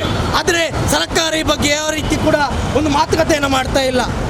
ಖಾಸಗಿ ಶಿಕ್ಷಣ ಸಂಸ್ಥೆಗಳ ಒಂದು ಲಾಭಿಗೆ ಮಣಿದು ಇಲ್ಲಿ ಹೊಸ ಖಾಸಗಿ ಶಿಕ್ಷಣ ಸಂಸ್ಥೆಗಳಿಗೆ ಪರ್ಮಿಷನ್ ಅನ್ನು ಕೊಡ್ತಾರೆ ಹೊರತು ನಮ್ಮ ಜಿಲ್ಲೆಗೆ ಬೇಕಾದಂಥ ಮೆಡಿಕಲ್ ಕಾಲೇಜನ್ನು ಸ್ಥಾಪನೆ ಮಾಡ್ತಾ ಇಲ್ಲ. ಮೆಡಿಕಲ್ ಕಾಲೇಜ್ ಸ್ಥಾಪನೆ ಆದರೆ ನಮ್ಮ ಬೀದಿಯಲ್ಲಿಯೂ ಕೂಡ ಇವತ್ತು ವೈದ್ಯರು ಬರ್ತಾರೆ. ಬಡ ಸಮುದಾಯದ ಪ್ರದೇಶದಲ್ಲೂ ಕೂಡ ದಲಿತರಿಂದ ಅಲ್ಪಸಂಖ್ಯಾತರ ಸಮುದಾಯದವರು ಕೂಡ ಇವತ್ತು ಆ ವೈದ್ಯರಾಗುವಂಥ ಯಾರೆಲ್ಲ ಕನಸು ಕಾಣ್ತಾ ಇದ್ದಾರೆ ಅವರ ಕನಸು ನನಸಾಗುತ್ತೆ. ವೈದ್ಯರು ದಲಿತ ಸಮುದಾಯದಿಂದ, ಹಿಂದುಳಿದ ವರ್ಗ ಸಮುದಾಯದಿಂದ, ಅಲ್ಪಸಂಖ್ಯಾತ ಸಮುದಾಯದಿಂದ ಇವತ್ತು ವೈದ್ಯರಾದರೆ ನಮ್ಮಲ್ಲಿಯೂ ಕೂಡ ಆರೋಗ್ಯದ ಬಗ್ಗೆ ಕಾಳಜಿ ಹೆಚ್ಚಾಗುತ್ತೆ. ನಮಗೆ ಆರೋಗ್ಯದ ಬಗ್ಗೆ ಕಾಳಜಿ ಹೆಚ್ಚಾದರೆ ಇವತ್ತು ಖಾಸಗಿ ಶಿಕ್ಷಣ ಸಂಸ್ಥೆ ಇದೆ, ಖಾಸಗಿ ಆರೋಗ್ಯ ಇಲಾಖೆ ಏನಿದೆ ಅದನ್ನು ಕಟ್ಟುನಿಟ್ಟಾಗಿ ಕಾನೂನನ್ನು ಜಾರಿಗೊಳಿಸ್ಕೋಸ್ಕರ ಜನಗಳು ಕೂಡ ಇವತ್ತು ಸರ್ಕಾರವನ್ನು ಒತ್ತಾಯ ಮಾಡುವಂಥ ಪರಿಸ್ಥಿತಿ ಕೂಡ ಬರುತ್ತೆ. ಆ ನಿಟ್ಟಿನಲ್ಲಿ ಸರ್ಕಾರ ಕೂಡಲೇ ಈ ಬಗ್ಗೆ ಎಚ್ಚೆತ್ತುಕೊಳ್ಬೇಕು. ಕೊರೋನಾ ಕಾಲಘಟ್ಟದಲ್ಲಿ ಬೇರೆ ಬೇರೆ ರೀತಿಯ ಅವ್ಯವಹಾರಗಳಾಗಿದೆ, ಅದನ್ನು ಕೂಡ ನಾವು ಡಿಮ್ಯಾಂಡ್ ಇಟ್ಕೊಂಡಿದ್ದೇವೆ. ಆ ಬಗ್ಗೆಯೂ ಕೂಡ ಸೂಕ್ತವಾದಂಥ ತನಿಖೆಯನ್ನು ಮಾಡಬೇಕು. ಅದರ ಜೊತೆಗೇ ಖಾಸಗಿ ಆಸ್ಪತ್ರೆಗಳೇನಿದೆ ಅದನ್ನು ಕಟ್ಟುನಿಟ್ಟಾದಂಥ ನಿಯಮಗಳ ಮೂಲಕ ಒಂದು ತಡೆಯನ್ನು ಮಾಡುವಂಥ ನಿಟ್ಟಿನಲ್ಲಿ ಇನ್ನೊಂದು ನಾವು ಹೇಳುವಂಥದ್ದು, ಇಲ್ಲಿ ವಿರೋಧ ಪಕ್ಷವಾದಂಥ ಕಾಂಗ್ರೆಸ್ ಕೂಡ ಯಾವ ರೀತಿಯ ಮಾತನ್ನು ಕೂಡ ಮಾಡ್ತಾ ಇಲ್ಲ. ನಮ್ಮ ಇಡೀ ಜಿಲ್ಲೆಗೆ ಒಬ್ಬರು ಶಾಸಕರಿರುವಂಥ, ಕಾಂಗ್ರೆಸ್ ಶಾಸಕರಿರುವಂಥ ನಮ್ಮ ಕ್ಷೇತ್ರದ UT ಖಾದರ್ ಇದ್ದಾರೆ. ಅವರ ಕ್ಷೇತ್ರದಲ್ಲಿ 4-5 ಮೆಡಿಕಲ್ ಕಾಲೇಜುಗಳಿವೆ, ಆಸ್ಪತ್ರೆಗಳಿದೆ. ಆದರೆ ಅದರ ಬಗ್ಗೆ ಯಾವುದೇ ರೀತಿಯ ಜನಗಳಿಗೆ ಅದರ ಬಗ್ಗೆ ಮಾತಾಡ್ತಾ ಇಲ್ಲ. ನಾವು UT ಖಾದರ್ಲಿ ಕೂಡ ಪ್ರಶ್ನೆಯನ್ನು ಮಾಡ್ತೇವೆ. ನೀವು ಖಾಸಗಿ ಆಸ್ಪತ್ರೆಗಳ ಪ್ರತಿನಿಧಿ ಅಲ್ಲ, ನೀವು ಜನಪ್ರತಿನಿಧಿಗಳು. ಹಾಗಾಗಿ ನಿಮಗೂ ಕೂಡ ಕರ್ತವ್ಯ ಇದೆ. ಇವತ್ತು BJP ಸರ್ಕಾರವನ್ನು ಪ್ರಶ್ನೆ ಮಾಡಲಿಕ್ಕೆ ನೀವು ಕೂಡ ಕರ್ತವ್ಯ ಇದೆ, ನೀವು ಕೂಡ ಜವಾಬ್ದಾರರು. ಆ ನಿಟ್ಟಿನಲ್ಲಿ ನಿಮಗೆ ಯಾವುದೇ ರೀತಿಯ ಕೊರತೆ ಬಂದರೆ ನಾವು ನಿಮ್ಮ ಜೊತೆ ಕೂಡ ಆ ಸಂದರ್ಭದಲ್ಲಿ ಕೂಡ DYFI UT ಖಾದರ್ ಜೊತೆ ಕೂಡ ಇರ್ತೇವೆ ಅಂತ ಹೇಳ್ತಾ ಈ ಒಂದು ಬೇಡಿಕೆ ಏನಿದೆ ಈ ಬೇಡಿಕೆ ಮುಂದುವರಿಸಿಕೊಂಡು ಹೋರಾಟಗಳು ನಮ್ಮ ಜಿಲ್ಲೆಯಾದ್ಯಂತ ನಡೀತಾ ಇದೆ. ನಮ್ಮ ಇತ್ತೀಚೆಗೆ ಬೇರೆ ಬೇರೆ ಘಟಕದಲ್ಲಿ ಪಾವೂರು ಆಗಿರ್ಬೋದು, ದೇರ್ಲಕಟ್ಟೆ, ಮುಡಿ ಪ್ರದೇಶದಲ್ಲಿ ಕೂಡ ಪ್ರತಿಭಟನೆ ನಡೀಲಿಕ್ಕಿದೆ. ನಮ್ಮ ತೊಕ್ಕೋಟ್ನಲ್ಲಿ ಕೂಡ ಪ್ರತಿಭಟನೆ ನಡೀತಾ ಇದೆ. ಇದು ಒಂದು ಆಂದೋಲನವಾಗಿ ಹೋಗ್ತಾ ಸರ್ಕಾರವನ್ನು ಬಡಿದಪ್ಪಿಸುವಂಥ ಒಂದು ಕೆಲಸ ಕೂಡ ಆಗುತ್ತೆ ಅಂತ ಹೇಳ್ತಾ ನನಗೆ ಮಾತಾಡಲಿಕ್ಕೆ ಅವಕಾಶ ಮಾಡಿಕೊಡುವಂಥ ಎಲ್ಲರಿಗೂ ಕೊಡುವಂಥ ಧನ್ಯವಾದ. DYFI కాటరించిన సంతోష్ పిల్లారు లేరు, ಕಟ್ಟಡ ಕಾರ್ಮಿಕರನ್ನು ಕಾಟರಿಂచిన ಚಂದ್ರಾಸ್ ಪಿಲ್ಲಾರು లేರು. ಇದಕ್ಕೆ ಮಾತನ್ನು ಸ್ವಾಗತ ಮಂದೊಂದು ಅಂತಿಮವಾದ ಈ ಸಭೆಯನ್ನು ಉದ್ದೇಶಿಸಿದೆ ಅಧ್ಯಕ್ಷರನ್ನು ಅಶ್ರಫ್ ಕೇಸರೋಡ್ ಪಾತಿರದ ಅಂತಿಮ ಧನ್ಯವಾದ ಕೊರಟರು. ಖಾಸಗಿ ಆಸ್ಪತ್ರೆಯನ್ನು ನಿಯಂತ್ರಿಸಿರಿ, ಜೊತೆಗೆ ಜಿಲ್ಲೆಯಲ್ಲೊಂದು ಸರ್ಕಾರಿ ಮೆಡಿಕಲ್ ಕಾಲೇಜನ್ನು ಸ್ಥಾಪಿಸಿರಿ. ಕೇವಲ ಇದು 3 ಬೇಡಿಕೆ, ಪ್ರಮುಖವಾದ 3 ಬೇಡಿಕೆಗಳನ್ನು ಇಟ್ಟು ಈ ಒಂದು ಹೋರಾಟವನ್ನು ನಾವಿಲ್ಲಿ ಹಮ್ಮಿಕೊಂಡಿದ್ದೇವೆ. ಇದು ಏನು ಅತಿ ದೊಡ್ಡ ವಿಷಯ ಏನಲ್ಲ. ಸರ್ಕಾರಿ ಆಸ್ಪತ್ರೆಯನ್ನು ಬಲಪಡಿಸಬೇಕಾಗಿದ್ದು ಚುನಾಯಿತ ಸರ್ಕಾರದ ಕರ್ತವ್ಯ. ಖಾಸಗಿ ಆಸ್ಪತ್ರೆ ಇವತ್ತು ಕಣಚೂರು ಆಸ್ಪತ್ರೆ ಇರ್ಬೋದು, ಯಾಣಪ್ಪಯ್ಯ ಇರ್ಬೋದು, ನಿಟ್ಟೆ ಇರ್ಬೋದು, ಅಥವಾ ಫಾದರ್ ಮುಲ್ಲರ್ಸ್ ಇರ್ಬೋದು. ಇವರಿಗೆ ಮೆಡಿಕಲ್ ಕಾಲೇಜ್ ಕೊಟ್ಟಿದ್ದು ಸೇವಾ ಕ್ಷೇತ್ರಕ್ಕೆ ಅಂತ. ಇವರು ನೀವು ತೆಗೆದು ನೋಡಿ, ಇವರ ಇತಿಹಾಸವನ್ನು ತೆಗೆದು ನೋಡಿ, ಯಾಣಪ್ಪಯ್ಯದವರ ಇತಿಹಾಸ ತೆಗೆದು ನೋಡಿ. ಇಸ್ಲಾಮಿಕ್ ಎಜುಕೇಷನ್ ಟ್ರಸ್ಟ್ ಅನ್ನೋ ಒಂದು ಹೆಸರಿನಲ್ಲಿ ಇವರ ಕಾಲೇಜಿನ ಲೈಸೆನ್ಸ್ ಪಡ್ಕೊಳ್ತಾರೆ. ಪಡ್ಕೊಂಡು ಆನಂತರ ಇವರು ಕಾಲೇಜನ್ನು ಸ್ಥಾಪನೆ ಮಾಡಿ ಇವರ ಬಿಸ್ನೆಸ್ಸನ್ನು ಸ್ಟಾರ್ಟ್ ಮಾಡ್ತಾರೆ. ಈ ಬಿಸ್ನೆಸ್ಸಿನ ಮೂಲಕವೇ ಇವರು ಕೋಟ್ಯಾಧೀಶರಾಗ್ತಾ ಇದ್ದಾರೆ ಹೊರತು ಬಡವರ ಮಕ್ಕಳು ಯಾರು ಇಲ್ಲಿ ಡಾಕ್ಟರ್ಗಳಾಗ್ತಾ ಇಲ್ಲ. ಇದು ದುರಂತ. ನಾವು ಅವತ್ತಿಂದನೂ ಈ ಕ್ಷೇತ್ರದ ಶಾಸಕರು ಯು ಟಿ ಖಾದರ್ ಇಲ್ಲಿ ಒಂದು ಆರೋಗ್ಯ ಸಚಿವ ಸ್ಥಾನ ಬಂತವರಿಗೆ ಎಲ್ಲರೂ ಬಹಳ ಖುಷಿಪಟ್ಟರು. ಯು ಟಿ ಖಾದರ್ ಆರೋಗ್ಯ ಮಂತ್ರಿ ಆದರು ಅಂತ ನಾವು ಖುಷಿಪಟ್ವಿ. ಒಂದು ಜಿಲ್ಲೆಗೆ ಒಂದು ಮೆಡಿಕಲ್ ಕಾಲೇಜ್ ತನ್ನಿ, ಸರ್ಕಾರಿ ಮೆಡಿಕಲ್ ಕಾಲೇಜ್ ತನ್ನಿ. ಇಮ್ತಿಯಾಜ್ ಹೇಳಿದಾಗೆ 5-6 ಲಕ್ಷ ರೂಪಾಯಿಯಲ್ಲಿ ನಮ್ಮ ಮಕ್ಕಳು ಮೆಡಿಕಲ್ ಓದಲಿ, ಡಾಕ್ಟರ್ ಆಗಲಿ. ಯಾಕೆ ಶ್ರೀಮಂತರ ಮಕ್ಕಳೇ ಡಾಕ್ಟರ್ ಆಗಬೇಕು ಅಂತಿಲ್ಲ, ಬಡವ್ರ ಮಕ್ಕಳು ಡಾಕ್ಟರ್ ಆಗಲಿ ಅಂತ ನಾವು ಪ್ರಯತ್ನ ಪಟ್ವಿ. ಆದರೆ ನೀವು ಕೊಟ್ಟಿದ್ದು ಕಣಚೂರಿಗೆ ಮೆಡಿಕಲ್ ಕಾಲೇಜ್ ಕೊಟ್ರಿ, ನಮ್ಮ ಈ ಸರ್ಕಾರಿ ಮೆಡಿಕಲ್ ಕಾಲೇಜಿಗೆ ಅನುಮತಿ ಕೊಡಬೇಕು ಅಂತ ನಾವೇನು ಬೇಡಿಕೆ ಇಟ್ಟಿದ್ವಿ, ಅದನ್ನು ಮೂಲೆಗೆಸ್ತ್ರಿ. ಇವತ್ತು ಕಣಚೂರು ಆಸ್ಪತ್ರೆಯಲ್ಲಿ ಯಾರಿಗೂ ಫ್ರೀ ಟ್ರೀಟ್ಮೆಂಟ್ ಕೊಡ್ತಾ ಇಲ್ಲ. ಕಣಚೂರು ಆಸ್ಪತ್ರೆಯಲ್ಲಿ ಮೆಡಿಕಲ್ ಕಾಲೇಜಿನ ಸೀಟು 75 ಲಕ್ಷದಿಂದ 1 ಕೋಟಿ. ಬಡವ್ರ ಮಕ್ಕಳು ಓದ್ಲಿಕ್ಕೆ ಸಾಧ್ಯ ಇದೆಯಾ? ಸಾಧ್ಯನೇ ಇಲ್ಲ. ಯಾರಿಗಾದ್ರೂ ಕೊಡ್ತಾರಾ? ಅವ್ರ ನೆಂಟರುಗಳಿಗೆ ಕೊಡ್ತಾರಾ ಫ್ರೀ ಸೀಟು? ಕೊಡೋದಿಲ್ಲ. ಎಲ್ಲ ಕಮರ್ಷಿಯಲ್ ಬಿಸ್ನೆಸ್. ಮೊನ್ನೆ ತಾನೆ ನಮ್ಮದೇ ಒಂದು ಕೋಟೆಕಾರ್ ಪಟ್ಟಣ ಪಂಚಾಯತಿದ ಒಬ್ಬ ಮೆಂಬರು ನಾನು ಕೊಡಿಸ್ತೀನಿ ಸೀಟು ಅಂತ ಕರ್ಕೊಂಡು ಬಂದ ಒಂದು ಪುತ್ತೂರಿನ ವಿದ್ಯಾರ್ಥಿನಿಯನ್ನ 1 ಕೋಟಿ ರೂಪಾಯಿ ಬೇರೆಯವರಿಗೆ, ನಿಮಗಾದರೆ 75 ಲಕ್ಷ ಅಂತ ಹೇಳಿದ್ರಂತೆ ಅಲ್ಲಿನ ನಿರ್ದೇಶಕರು. ಇದು ಶ್ರೀಮಂತ ಕಾಲೇಜುಗಳ ವ್ಯವಸ್ಥೆ ಇದು. ಹೀಗಾದರೆ ಒಂದು ಸರ್ಕಾರಿ ಮೆಡಿಕಲ್ ಕಾಲೇಜ್ ಬಂದಿದ್ರೆ ಎಷ್ಟೊಂದು ಉಪಕಾರ ಆಗ್ತಿತ್ತು ಈ ಕ್ಷೇತ್ರದ ಜನಗಳಿಗೆ. ನೀವು ಅದು ಮಾಡಲಿಲ್ಲ. ನೀವು ಮಾಡಿದ್ದೇನು? ಮುಡಿಪುವಲ್ಲಿ ಒಂದು ಸುಸಜ್ಜಿತ ಜೈಲು ತಂದ್ರಿ. ಯಾರಿಗೆ? ಏನು ಜಿಲ್ಲೆಯಲ್ಲಿರುವಂಥವ್ರು ಕ್ರಿಮಿನಲ್ಗಳಿಗೋಸ್ಕರ ಜೈಲು ಬೇಕು ಅಂತ ಯಾರಾದರೂ ಕೇಳಿದ್ರಾ? ಯಾರೂ ಕೇಳಲಿಲ್ಲ. ಜೈಲನ್ನು ತಂದು ಮುಡಿಪು ಪ್ರದೇಶದಲ್ಲಿ ಅತಿ ದೊಡ್ಡ ಜೈಲಂತೆ. ಯಾರಿಗೆ ಬೇಕು ಈ ಜೈಲು? ನಾವು ಕೇಳಿದ್ದು ಮೆಡಿಕಲ್ ಕಾಲೇಜ್ ಕೊಡಿ ಅಂತ. ಮೆಡಿಕಲ್ ಕಾಲೇಜ್ ಕೊಡ್ಲಿಕ್ಕೆ ಆಗದಿದ್ರೆ ಬೇರೆ ಏನಾದರೂ ಒಂದು ವ್ಯವಸ್ಥೆ ಮಾಡಿ ಅಂತ ಕೇಳಿದ್ವಿ. ನಿಮ್ಮ ವೆನ್ಲಾಕ್ ಆಸ್ಪತ್ರೆ ಇದೆ, ದೊಡ್ಡದಾಗಿದೆ ಜಾಗ, ನೀವಂತೂ ಕಟ್ಟಿಸಿದ್ದಲ್ಲ, ಇಲ್ಲಿನ ಸರ್ಕಾರಗಳು ಕಟ್ಟಿಸಿದ್ದಲ್ಲ, ಬ್ರಿಟಿಷರು ಕಟ್ಟಿಸಿ ಕೊಟ್ಟದ್ದಂಥ ಆಸ್ಪತ್ರೆ. ಅಲ್ಲೊಂದು ಕ್ಯಾನ್ಸರ್ ಘಟಕವನ್ನು ತೆರೀರಿ. ಒಂದು ಕ್ಯಾನ್ಸರ್ ಪೇಷಂಟ್ ಬಂದರೆ, ಇವತ್ತು ಕ್ಯಾನ್ಸರ್ ರೋಗಿ ಬಂದರೆ, ಇಂಡಿಯಾನದ ಆಸ್ಪತ್ರೆ ಇದು ಹಿಂದುಗಡೆ ಇರುವಂಥ ಕ್ಯಾನ್ಸರ್ ಸೆಂಟರಿಗೆ ಹೋದರೆ 10 ರಿಂದ 15 ಲಕ್ಷ ರೂಪಾಯಿ ಇಲ್ಲದೆ ಅವ್ನು ಡಿಸ್ಚಾರ್ಜ್ ಆಗಲ್ಲ. ಒಂದು ಸರ್ಕಾರಿ ಕ್ಯಾನ್ಸರ್ ಆಸ್ಪತ್ರೆ ಮಾಡಿ. ನೀವು ಕ್ಯಾನ್ಸರ್ ಆಸ್ಪತ್ರೆ ಮಾಡಲಿಲ್ಲ. ಇವತ್ತು ಸರ್ಕಾರಿ ಕ್ಯಾನ್ಸರ್ ರೋಗಿಗಳು ಬಂದರೆ ಸರ್ಕಾರಿ ಆಸ್ಪತ್ರೆ ಅಂತ ಕರ್ಕೊಂಡು ಹೋಗಬೇಕಾಗಿದ್ದು ಬೆಂಗಳೂರಿನ ಕಿದುವೈಗೆ. ಎಲ್ರಿಗೂ ಸಾಧ್ಯ ಇದೆಯಾ? ಬೆಂಗಳೂರಿನ ಕಿದುವೈಗೆ ಹೋಗಿ ಅಲ್ಲಿ ಅಡ್ಮಿಟ್ ಮಾಡಿ ಬದುಕಲಿಕ್ಕೆ ಸಾಧ್ಯ ಇದೆಯಾ? ಇಲ್ಲ. ಇಲ್ಲೂ ನೀವು ಲೂಟಿ ಮಾಡ್ತಾ ಇದ್ದೀರಿ. ಖಾಸಗಿ ಆಸ್ಪತ್ರೆಗಳು ಬೇಕಾಬಿಟ್ಟು ಸುಳಿಗೆ ಮಾಡ್ತಾ ಇದ್ರು. ಶಾಸಕರಿಗೂ ಮಾತಾಡ್ಲಿಕ್ಕೆ ಧೈರ್ಯ ಇಲ್ಲ, ಸಚಿವರಿಗೂ ಮಾತಾಡ್ಲಿಕ್ಕೆ ಧೈರ್ಯ ಇಲ್ಲ, ಅಧಿಕಾರಿಗಳಿಗೂ ಮಾತಾಡ್ಲಿಕ್ಕೆ ಧೈರ್ಯ ಇಲ್ಲ. ಎಲ್ರಿಗೂ ಮಾಮೂಲಿ ಇದೆ. ಇಲ್ಲಿ ಬೇಕಾಬಿಟ್ಟು ಲೂಟಿ ಮಾಡ್ತಾ ಇದ್ದಾರೆ. ಕೊರೋನಾದಲ್ಲಿ ಅತಿ ಹೆಚ್ಚು ಜಿಲ್ಲೆಯಲ್ಲಿ ಮೃತಪಟ್ಟಿದ್ದು ದಕ್ಷಿಣ ಕನ್ನಡ ಜಿಲ್ಲೆಯ ಜನರುಗಳು. ಕರ್ನಾಟಕ ರಾಜ್ಯದಲ್ಲಿ ಅತಿ ಹೆಚ್ಚು ಮರಣ ದಕ್ಷಿಣ ಕನ್ನಡ ಜಿಲ್ಲೆಯಲ್ಲಾಯಿತು. ದಿನಕ್ಕೆ 7-8 ಜನ ಸತ್ರು. ಇವತ್ತು ಎಲ್ಲ ಗ್ರಾಮಗಳಲ್ಲೂ ನೋಡಿ ಕೊರೋನಾ ರೋಗದಿಂದ ಸತ್ತವರ ಎಲ್ಲದೂ ಒಂದು ಗೋರಿ ಇದ್ದೇ ಇದೆ. ಯಾರ್ದಾದ್ರೂ ಒಂದು ಸ್ಮಶಾನದಲ್ಲಿ ಒಂದು ಕೊರೋನಾ ರೋಗಿನ ಸುಟ್ಟಿದ್ದಾರೆ. ಯಾಕೆ ಈ ರೀತಿ ವ್ಯವಸ್ಥೆ ಬಂತು? ಕೇರಳದಲ್ಲಿ ಇದೇ ರೀತಿ ಆಸ್ಪತ್ರೆಗಳಲ್ಲಿ ಜನ ಯಾಕೆ ಸಾಯ್ತಾ ಇಲ್ಲ? ಯಾಕೆ ಹುಷಾರಾಗಿ ಹೋಗ್ತಾ ಇದ್ದಾರೆ? ಇಲ್ಲೇ ನಿಮ್ಮ ಬಿಸ್ನೆಸ್ಸಿಗೋಸ್ಕರ ಯಾವುದಾದ್ರೂ ಒಂದು ಕಿಡ್ನಿ ರೋಗಿ ಬಂದರೆ ಅವನಿಗೆ ಟ್ರೀಟ್ಮೆಂಟ್ ಕೊಡದೇನೆ ಅವನನ್ನು ಆಸ್ಪತ್ರೆಯಲ್ಲಿ ಮಲಗಿಸಿ ಕೊರೋನಾ ಟೆಸ್ಟ್ ಮಾಡಿ ಅವನ ಮನೆ ಸೀಲ್ ಡೌನ್ ಮಾಡಿ ಅವನ ಇಡೀ ಖಾನ್ದಾನನ್ನು ಕೊರೋನಾ ಟೆಸ್ಟ್ ಮಾಡಿಸಿ 4.5 ಸಾವಿರ ಲೂಟಿ ಮಾಡಿ ನಿಮ್ಮ ಹಣದ ಹಕ್ಕಾಗಿ ಬಡವರ ಮಕ್ಕಳನ್ನು ಸಾಯಿಸಬೇಡಿ. ದಯವಿಟ್ಟು ನಾವು ನಿಮ್ಮಲ್ಲಿ ಖಾಸಗಿ ಆಸ್ಪತ್ರೆಗಳಲ್ಲಿ ಬೇಡ್ಕೊಳ್ಳೋದು ಅಂದರೆ ಈ ಅನ್ಯಾಯದ ದುಡ್ಡು ನಿಮಗೆ ಉಪಕಾರಕ್ಕೆ ಬರೋದಿಲ್ಲ. ಬಡವರ ಮಕ್ಕಳ ಜೀವದ ಜೊತೆ ಚೆಲ್ಲಾಟ ಆಡಬೇಡಿ. ಅನ್ಯಾಯದ ಸಾವನ್ನು ಬಡವರಿಗೆ ದಯಪಾಲಿಸಬೇಡಿ ಅಂತ. ಎಷ್ಟು ರೋಗಗಳು KC ರೋಡ್ ಪರಿಸರದಲ್ಲಿ 7-8 ಜನರ ಅಂತ್ಯ ಸಂಸ್ಕಾರ ನಾವೇ ಮಾಡಿದ್ವಿ. ಏನಾಯಿತು? ಯಾರು ತೀರಾ ಅನಾರೋಗ್ಯ ಪೀಡಿತರಾದವರಲ್ಲ, ಬೇರೆ ಬೇರೆ ರೋಗದಲ್ಲಿದ್ದವರು, ಕಿಡ್ನಿ ಪೇಷಂಟ್ ಇದ್ದರು, ದಮ್ಮಿನ ಪೇಷಂಟ್ ಇದ್ದರು, ಟ್ರೀಟ್ಮೆಂಟೇ ಕೊಡಲಿಲ್ಲ. ಕರ್ಕೊಂಡು ಬಂದು ಇಲ್ಲಿ ಮಲಗಿಸಿಬಿಟ್ಟು ಕೋವಿಡ್ ಸೆಂಟರ್ ಅಂತೆ, ಇವ್ರು PPE ಕಿಟ್ ಆಗೋದಂತೆ, ಅದಕ್ಕೆ ಚಾರ್ಜ್ ಮಾಡೋದಂತೆ. ಸತ್ತ ಮೇಲೆ ಮತ್ತೆ 1,500 ಸಾವಿರ ರೂಪಾಯಿದು 6 ಕಿಟ್ಟು 9,000 ರೂಪಾಯಿ ಬಿಲ್ಲು. ಅಮೆಝಾನ್ ತೆಗೆದು ನೋಡಿ, ಫ್ಲಿಪ್ಕಾರ್ಟ್ ತೆಗೆದು ನೋಡಿ, 300 ರೂಪಾಯಿಗೆ PPE ಕಿಟ್ಗಳು ಬರ್ತಾ ಇದೆ. ಯಾವ ಲೂಟಿ ಇದು? ಯಾರಾದರೂ ಕೇಳ್ತಾರಾ? ಶಾಸಕರು ಮಾತಾಡ್ತಾರಾ? ಸಂಸದರು ಮಾತಾಡ್ತಾರಾ? ನಿಮ್ಮ ಬಾಯಿಗೆ ಏನು ಹಾಕಿದೆ? ಮಾತಾಡ್ಲಿಕ್ಕೆ ಆಗೋದಿಲ್ವಾ? ಇವರ ನಿಮ್ಮನ್ನು ಗೆಲ್ಸಿದ್ದು? ಈ 4 ಆಸ್ಪತ್ರೆಯವರು ನಿಮ್ಮನ್ನು ಗೆಲ್ಸಿದ್ದು ಅಲ್ವೂ ತಾನೆ? ಜನಗಳು ಮಾತಾಡ್ತಾ ಇಲ್ಲ. ಜನಗಳಿಗೆ ನಾವು ಎಲ್ಲಿ ತನಕ ಮಾತಾಡೋದಿಲ್ವೋ ಅಲ್ಲಿ ತನಕ ಇವರು ಲೂಟಿ ಮಾಡ್ತಾನೆ ಇರ್ತಾರೆ. ತಪ್ಪು ಅವ್ರದ್ದಲ್ಲ, ತಪ್ಪು ನಮ್ಮದು. ಜನಗಳು ಇದರ ವಿರುದ್ಧ ಪ್ರತಿರೋಧ ಮಾಡದೆ ಹೋದ್ರೇ ಈ ಲೂಟಿ ನಡೀತಾ ಇರ್ತದೆ. ಬ್ರಿಟಿಷರು ಮಾಡಿದ್ದನ್ನೇ, ಬ್ರಿಟಿಷರ ವಿರುದ್ಧ ಸ್ವಾತಂತ್ರ್ಯ ಹೋರಾಟ ಮಾಡಬೇಕಾದ್ರೆ ಭಗತ್ ಸಿಂಗ್ ಒಂದು ಮಾತು ಹೇಳ್ತಾರೆ, ನಾನು ಸ್ವಾತಂತ್ರ್ಯಕ್ಕಾಗಿ ಹೋರಾಡಿ ಬ್ರಿಟಿಷರನ್ನು ಓಡಿಸಿದ್ರೆ ಆ ಜಾಗದಲ್ಲಿ ಬಿಳಿ ಬಣ್ಣದ ಬ್ರಿಟಿಷರು ಹೋಗಿ ಇಲ್ಲಿನ ಕೆಂಪು ಬಣ್ಣದ ಈ ಕಂದು ಬಣ್ಣದ ಶ್ರೀಮಂತ ದಣಿಗಳು ಹೋಗಿ ಅಧಿಕಾರ ಮಾಡಿದರೆ ಈ ದೇಶದ ಜನರಿಗೆ ನ್ಯಾಯ ಸಿಗಲ್ಲ, ಸ್ವಾತಂತ್ರ್ಯ ಸಿಕ್ಕಿನೂ ಸಿಗದೇ ಇರುತ್ತಾಗಿರುತ್ತೆ ಅಂತ ಅದೇ ವ್ಯವಸ್ಥೆ ಆಗಿರೋದು ಇವತ್ತು. ಶ್ರೀಮಂತರು ದೇಶ ಆಳ್ತಾ ಇದ್ದಾರೆ, ಬಡವರ ಬಗ್ಗೆ ಯೋಚನೆ ಮಾಡೋರಿಲ್ಲ. ಆಟೋ ಚಾಲಕರು ಇಲ್ಲಿ ಬೇಕಾದಷ್ಟು ಜನ ಇದ್ದಾರೆ. 5,000 ರೂಪಾಯಿ ಕೊಡ್ತೀನಿ ಅಂತ ಯಡಿಯೂರಪ್ಪ ಹೇಳೋದು ಎಷ್ಟು ಜನಕ್ಕೆ ಸಿಕ್ಕಿದೆ ಇಲ್ಲಿ ಆಟೋ ಡ್ರೈವರ್ಗಳು ಹೇಳಿ? ಅಲ್ಲೂ ಆದರೆ ಬ್ಯಾಡ್ಜ್ ಇಲ್ಲ ಅಂತ ಹೇಳೋದು, ಬ್ಯಾಡ್ಜಿಂದ ವ್ಯಾಲಿಡಿಟಿ ಮುಗ್ದಿದೆ ಅನ್ನೋದು.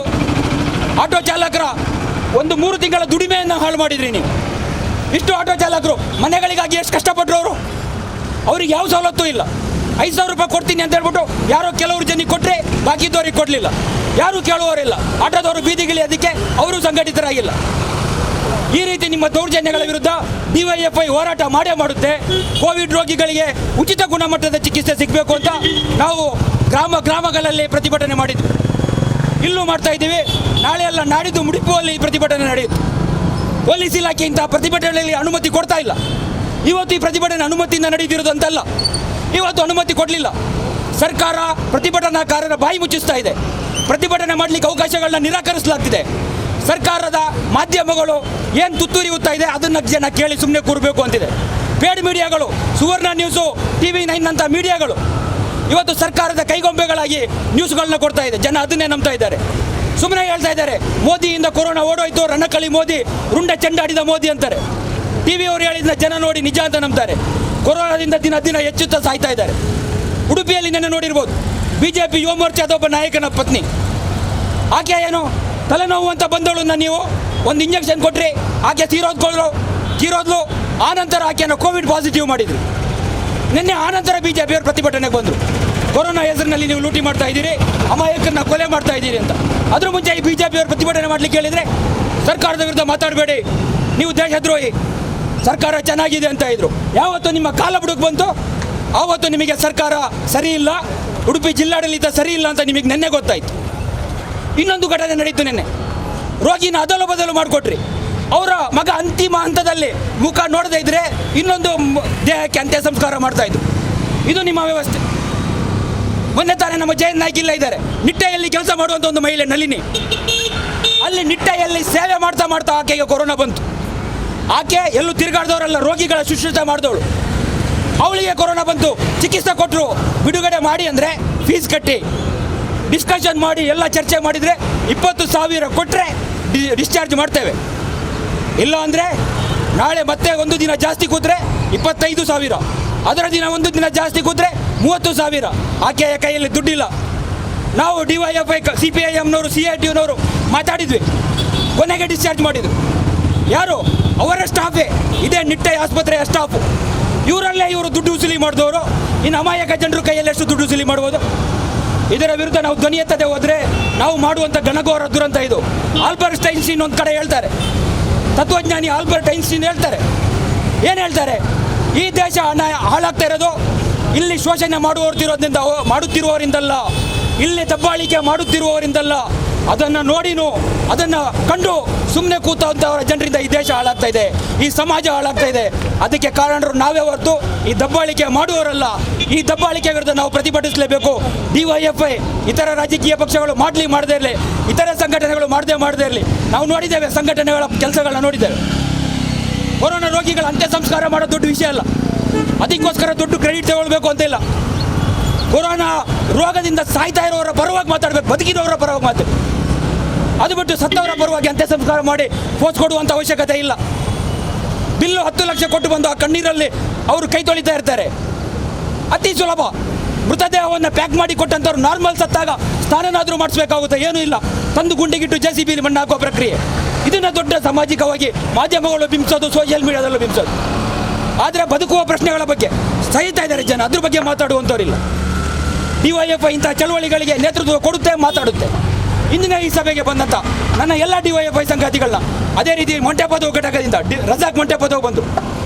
ಡಿವೈಎಫ್ಐನ ಮುಡಿಪು ಘಟಕದಿಂದ ನಮ್ಮ ಅಲ್ಲಿನ ಅಧ್ಯಕ್ಷರು ರಜಾಕ್ ಮುಡಿಪು, ಪಾವೂರಿನಿಂದ ರಫೀಕು ನಿಜಾಮು ಮತ್ತು ನಮ್ಮ ಅಶ್ರಫ್ ಅವರು, ಅದೇ ರೀತಿ ಕೇವಲದಿಂದ ಸುನೀಲು, ನಮ್ಮ ಬಿಲಾರ್ನಿಂದ ಸಂತೋಷ್, ಅದೇ ರೀತಿ ನಮ್ಮ ಕೊಲ್ಲರಕೋಡಿಯಿಂದ ಆಸಿಫು. ಈ ರೀತಿ ವಿವಿಧ ಘಟಕಗಳಿಂದ ನಾವು ಇವತ್ತು ಬಂದು ಒಂದೊಂದು ಕೆಲವು ಪ್ರತಿನಿಧಿಗಳು ಸೇರ್ಕೊಂಡು ಇಲ್ಲಿ ಪ್ರತಿಭಟನೆ ಮಾಡ್ತಾ ಇದ್ದೇವೆ. ಇವರೆಲ್ಲರಿಗೂ ಧನ್ಯವಾದಗಳನ್ನು ಸಲ್ಲಿಸ್ತಾ ನಮ್ಮ ಇಂದಿನ ಈ ಕಾರ್ಯಕ್ರಮದಲ್ಲಿ ಪಾಲ್ಗೊಂಡ ನಮ್ಮ ಡಿವೈಎಫ್ಐನ ಜಿಲ್ಲಾಧ್ಯಕ್ಷರಾದ BK ಇಮ್ತಿಯಾಜ್ ಅವರಿಗೂ, CITUನ ಮುಖಂಡರಾದಂಥ BD ಲೇಬರ್ ಯೂನಿಯನ್ನ ಕಾರ್ಯದರ್ಶಿಯಾದ ಜಯಂತ್ ನಾಯಕ್ ಅವರಿಗೂ, CPIMನ ಹಿರಿಯ ನಾಯಕರಾದಂಥ ಮಹಾಬಲ ದೆಪ್ಪಲಿ ಮಾರ್ಗ ಅವರಿಗೂ, ಅದೇ ರೀತಿ ನಮ್ಮ ದೇವಲ ಘಟಕದ ಮುಖಂಡರಾದಂಥ ನಮ್ಮ ಕಂಪ ಮತ್ತು ನಮ್ಮ ಕಾರ್ತಿಕ್ ಅವರಿಗೂ ಹಾಗೂ ಎಲ್ಲ ನನ್ನ ಸನ್ಮಿತ್ರರಿಗೂ ಧನ್ಯವಾದಗಳನ್ನು ಸಲ್ಲಿಸ್ತಾ ನಾವು ಘೋಷಣೆಯೊಂದಿಗೆ ಈ ಕಾರ್ಯಕ್ರಮವನ್ನು ಇಲ್ಲಿಗೆ ಮುಕ್ತಾಯಗೊಳಿಸ್ತಾ ಇದ್ದೇವೆ. 26ನೇ ತಾರೀಕಿಗೆ ಈ ಪ್ರತಿಭಟನೆ ಮುಡಿಪುವಲ್ಲಿ ನಡೆಯಲಿದೆ. ಈ ಹೋರಾಟದಿಂದ ಹಿಂದೆ ಸರಿಯುವ ಪ್ರಶ್ನೆನೇ ಇಲ್ಲ. ಕೋವಿಡ್ ರೋಗಿಗಳಿಗೆ ಉಚಿತ ಗುಣಮಟ್ಟದ ಚಿಕಿತ್ಸೆ ಸಿಗಲೇಬೇಕು. ಕೋಟಾ ಶ್ರೀನಿವಾಸ್ ಪೂಜಾರಿ ಹೇಳಿದ ಮಾತು ಅವ್ರು ಮರ್ತಿರ್ಬೋದು, ನಾವು ಮರ್ತಿಲ್ಲ. ಆಧಾರ್ ಕಾರ್ಡ್ ತೋರಿಸಿದ್ರೆ ಮೆಡಿಕಲ್ ಕಾಲೇಜ್ನಲ್ಲಿ ಏನು ಚಿಕಿತ್ಸೆ ಕೊಡ್ತೀನಿ ಅಂತ ಕೋಟಾ ಶ್ರೀನಿವಾಸ್ ಪೂಜಾರಿ ಹೇಳಿದ್ರು. ಅದಕ್ಕೆ ಆಸ್ಪತ್ರೆಗಳು ಭದ್ರಾಗಬೇಕು. ಕೋಟಾ ಶ್ರೀನಿವಾಸ್ ಪೂಜಾರಿ ಕೊಟ್ಟ ಮಾತನ್ನು ಉಳಿಸ್ಕೊಳ್ಬೇಕು ಅಂತ ಹೇಳ್ತಾ ಈ ಮಾತನ್ನು ನಾನು ಮುಗಿಸ್ತೇನೆ. ಇನ್ಕಿಲಾಬ್ ಜಿಂದಾಬಾದ್. ಇನ್ಕ್ವಿಲಾಬ್ ಜಿಂದಾಬಾದ್. ಇನ್ಕ್ವಿಲಾಬ್ ಜಿಂದಾಬಾದ್. ಡಿವೈಎಫ್ಐ ಜಿಂದಾಬಾದ್. ಡಿವೈಎಫ್ಐ ಜಿಂದಾಬಾದ್. ಯುವಜನ ಐಕ್ಯತೆ ಜಿಂದಾಬಾದ್. ಯುವಜನ ಐಕ್ಯತೆ ಜಿಂದಾಬಾದ್. ಖಾಸಗಿ ರಂಗದ ಆಸ್ಪತ್ರೆಗಳ ಖಾಸಗಿ ರಂಗದ ಆಸ್ಪತ್ರೆಗಳ ಖಾಸಗಿ ರಂಗದ ಆಸ್ಪತ್ರೆಗಳ ಖಾಸಗಿ ರಂಗದ ಆಸ್ಪತ್ರೆಗಳ ನಿಯಂತ್ರಣ ಮಾಡಲು ಅಸಾಧ್ಯ ಬೇಕೆ. ನಿಯಂತ್ರಣ ಮಾಡಲು ಅಸಾಧ್ಯ ಬೇಕೆ. ನಿಯಂತ್ರಣ ಮಾಡಲು ಅಸಾಧ್ಯ ಬೇಕೆ. ನಿಯಂತ್ರಣ ಮಾಡಲು ಅಸಾಧ್ಯ ಬೇಕೆ. ಉತ್ತರ ಹೇಳಿ, ಉತ್ತರ ಹೇಳಿ, ಉತ್ತರ ಹೇಳಿ, ಉತ್ತರ ಹೇಳಿ, ಉತ್ತರ ಹೇಳಿ, ಉತ್ತರ ಹೇಳಿ, ಉತ್ತರ ಹೇಳಿ, ಉತ್ತರ ಹೇಳಿ. ಮುಖ್ಯಮಂತ್ರಿಗಳೇ ಉತ್ತರ ಹೇಳಿ. ಮುಖ್ಯಮಂತ್ರಿಗಳೇ ಉತ್ತರ ಹೇಳಿ. ನಳಿನ್ ಕಟೀಲ್ ಉತ್ತರ ಹೇಳಿ. ನಳಿನ್ ಕಟೀಲ್ ಉತ್ತರ ಹೇಳಿ. ನಳಿನ್ ಕಟೀಲ್ ಉತ್ತರ ಹೇಳಿ. ನಳಿನ್ ಕಟೀಲ್ ಉತ್ತರ ಹೇಳಿ. ಇನ್ಕ್ವಿಲಾಬ್ ಜಿಂದಾಬಾದ್. ಇನ್ಕ್ವಿಲಾಬ್ ಜಿಂದಾಬಾದ್. ಡಿವೈಎಫ್ಐ ಜಿಂದಾಬಾದ್. ಡಿವೈಎಫ್ಐ ಜಿಂದಾಬಾದ್. ಯುವಜನ ಐಕ್ಯತೆ ಜಿಂದಾಬಾದ್. ಯುವಜನ ಐಕ್ಯತೆ ಜಿಂದಾಬಾದ್. ಮುಖ್ಯಮಂತ್ರಿಗೆ ಕೊರೋನಾ ಬಂದರೆ ಮುಖ್ಯಮಂತ್ರಿಗೆ ಕೊರೋನಾ ಬಂದರೆ ಮುಖ್ಯಮಂತ್ರಿಗೆ ಕೊರೋನಾ ಬಂದರೆ ಬಂದರೆ ಗೃಹಮಂತ್ರಿಗಳಿಗೆ ಕೊರೋನಾ ಬಂದರೆ ಗೃಹಮಂತ್ರಿಗಳಿಗೆ ಕೊರೋನಾ ಬಂದರೆ ಬಂದರೆ ಮಂತ್ರಿವರ್ಗಕ್ಕೆ ಕೊರೋನಾ ಬಂದರೆ ಮಂತ್ರಿವರ್ಗಕ್ಕೆ ಕೊರೋನಾ ಬಂದರೆ ಚಿಕಿತ್ಸೆ ಪಡೆಯಲು ಬೇಕೇ ಬೇಕು. ಚಿಕಿತ್ಸೆ ಪಡೆಯಲು ಬೇಕೇ ಬೇಕು. ಚಿಕಿತ್ಸೆ ಪಡೆಯಲು ಬೇಕೇ ಬೇಕು. ಖಾಸಗಿ ರಂಗದ ಆಸ್ಪತ್ರೆಗಳು ಖಾಸಗಿ ರಂಗದ ಆಸ್ಪತ್ರೆಗಳು ಖಾಸಗಿ ರಂಗದ ಆಸ್ಪತ್ರೆಗಳು ಮಲ್ಟಿ ಸ್ಪೆಷಲ್ ಆಸ್ಪತ್ರೆಗಳು ಮಲ್ಟಿ ಸ್ಪೆಷಲ್ ಆಸ್ಪತ್ರೆಗಳು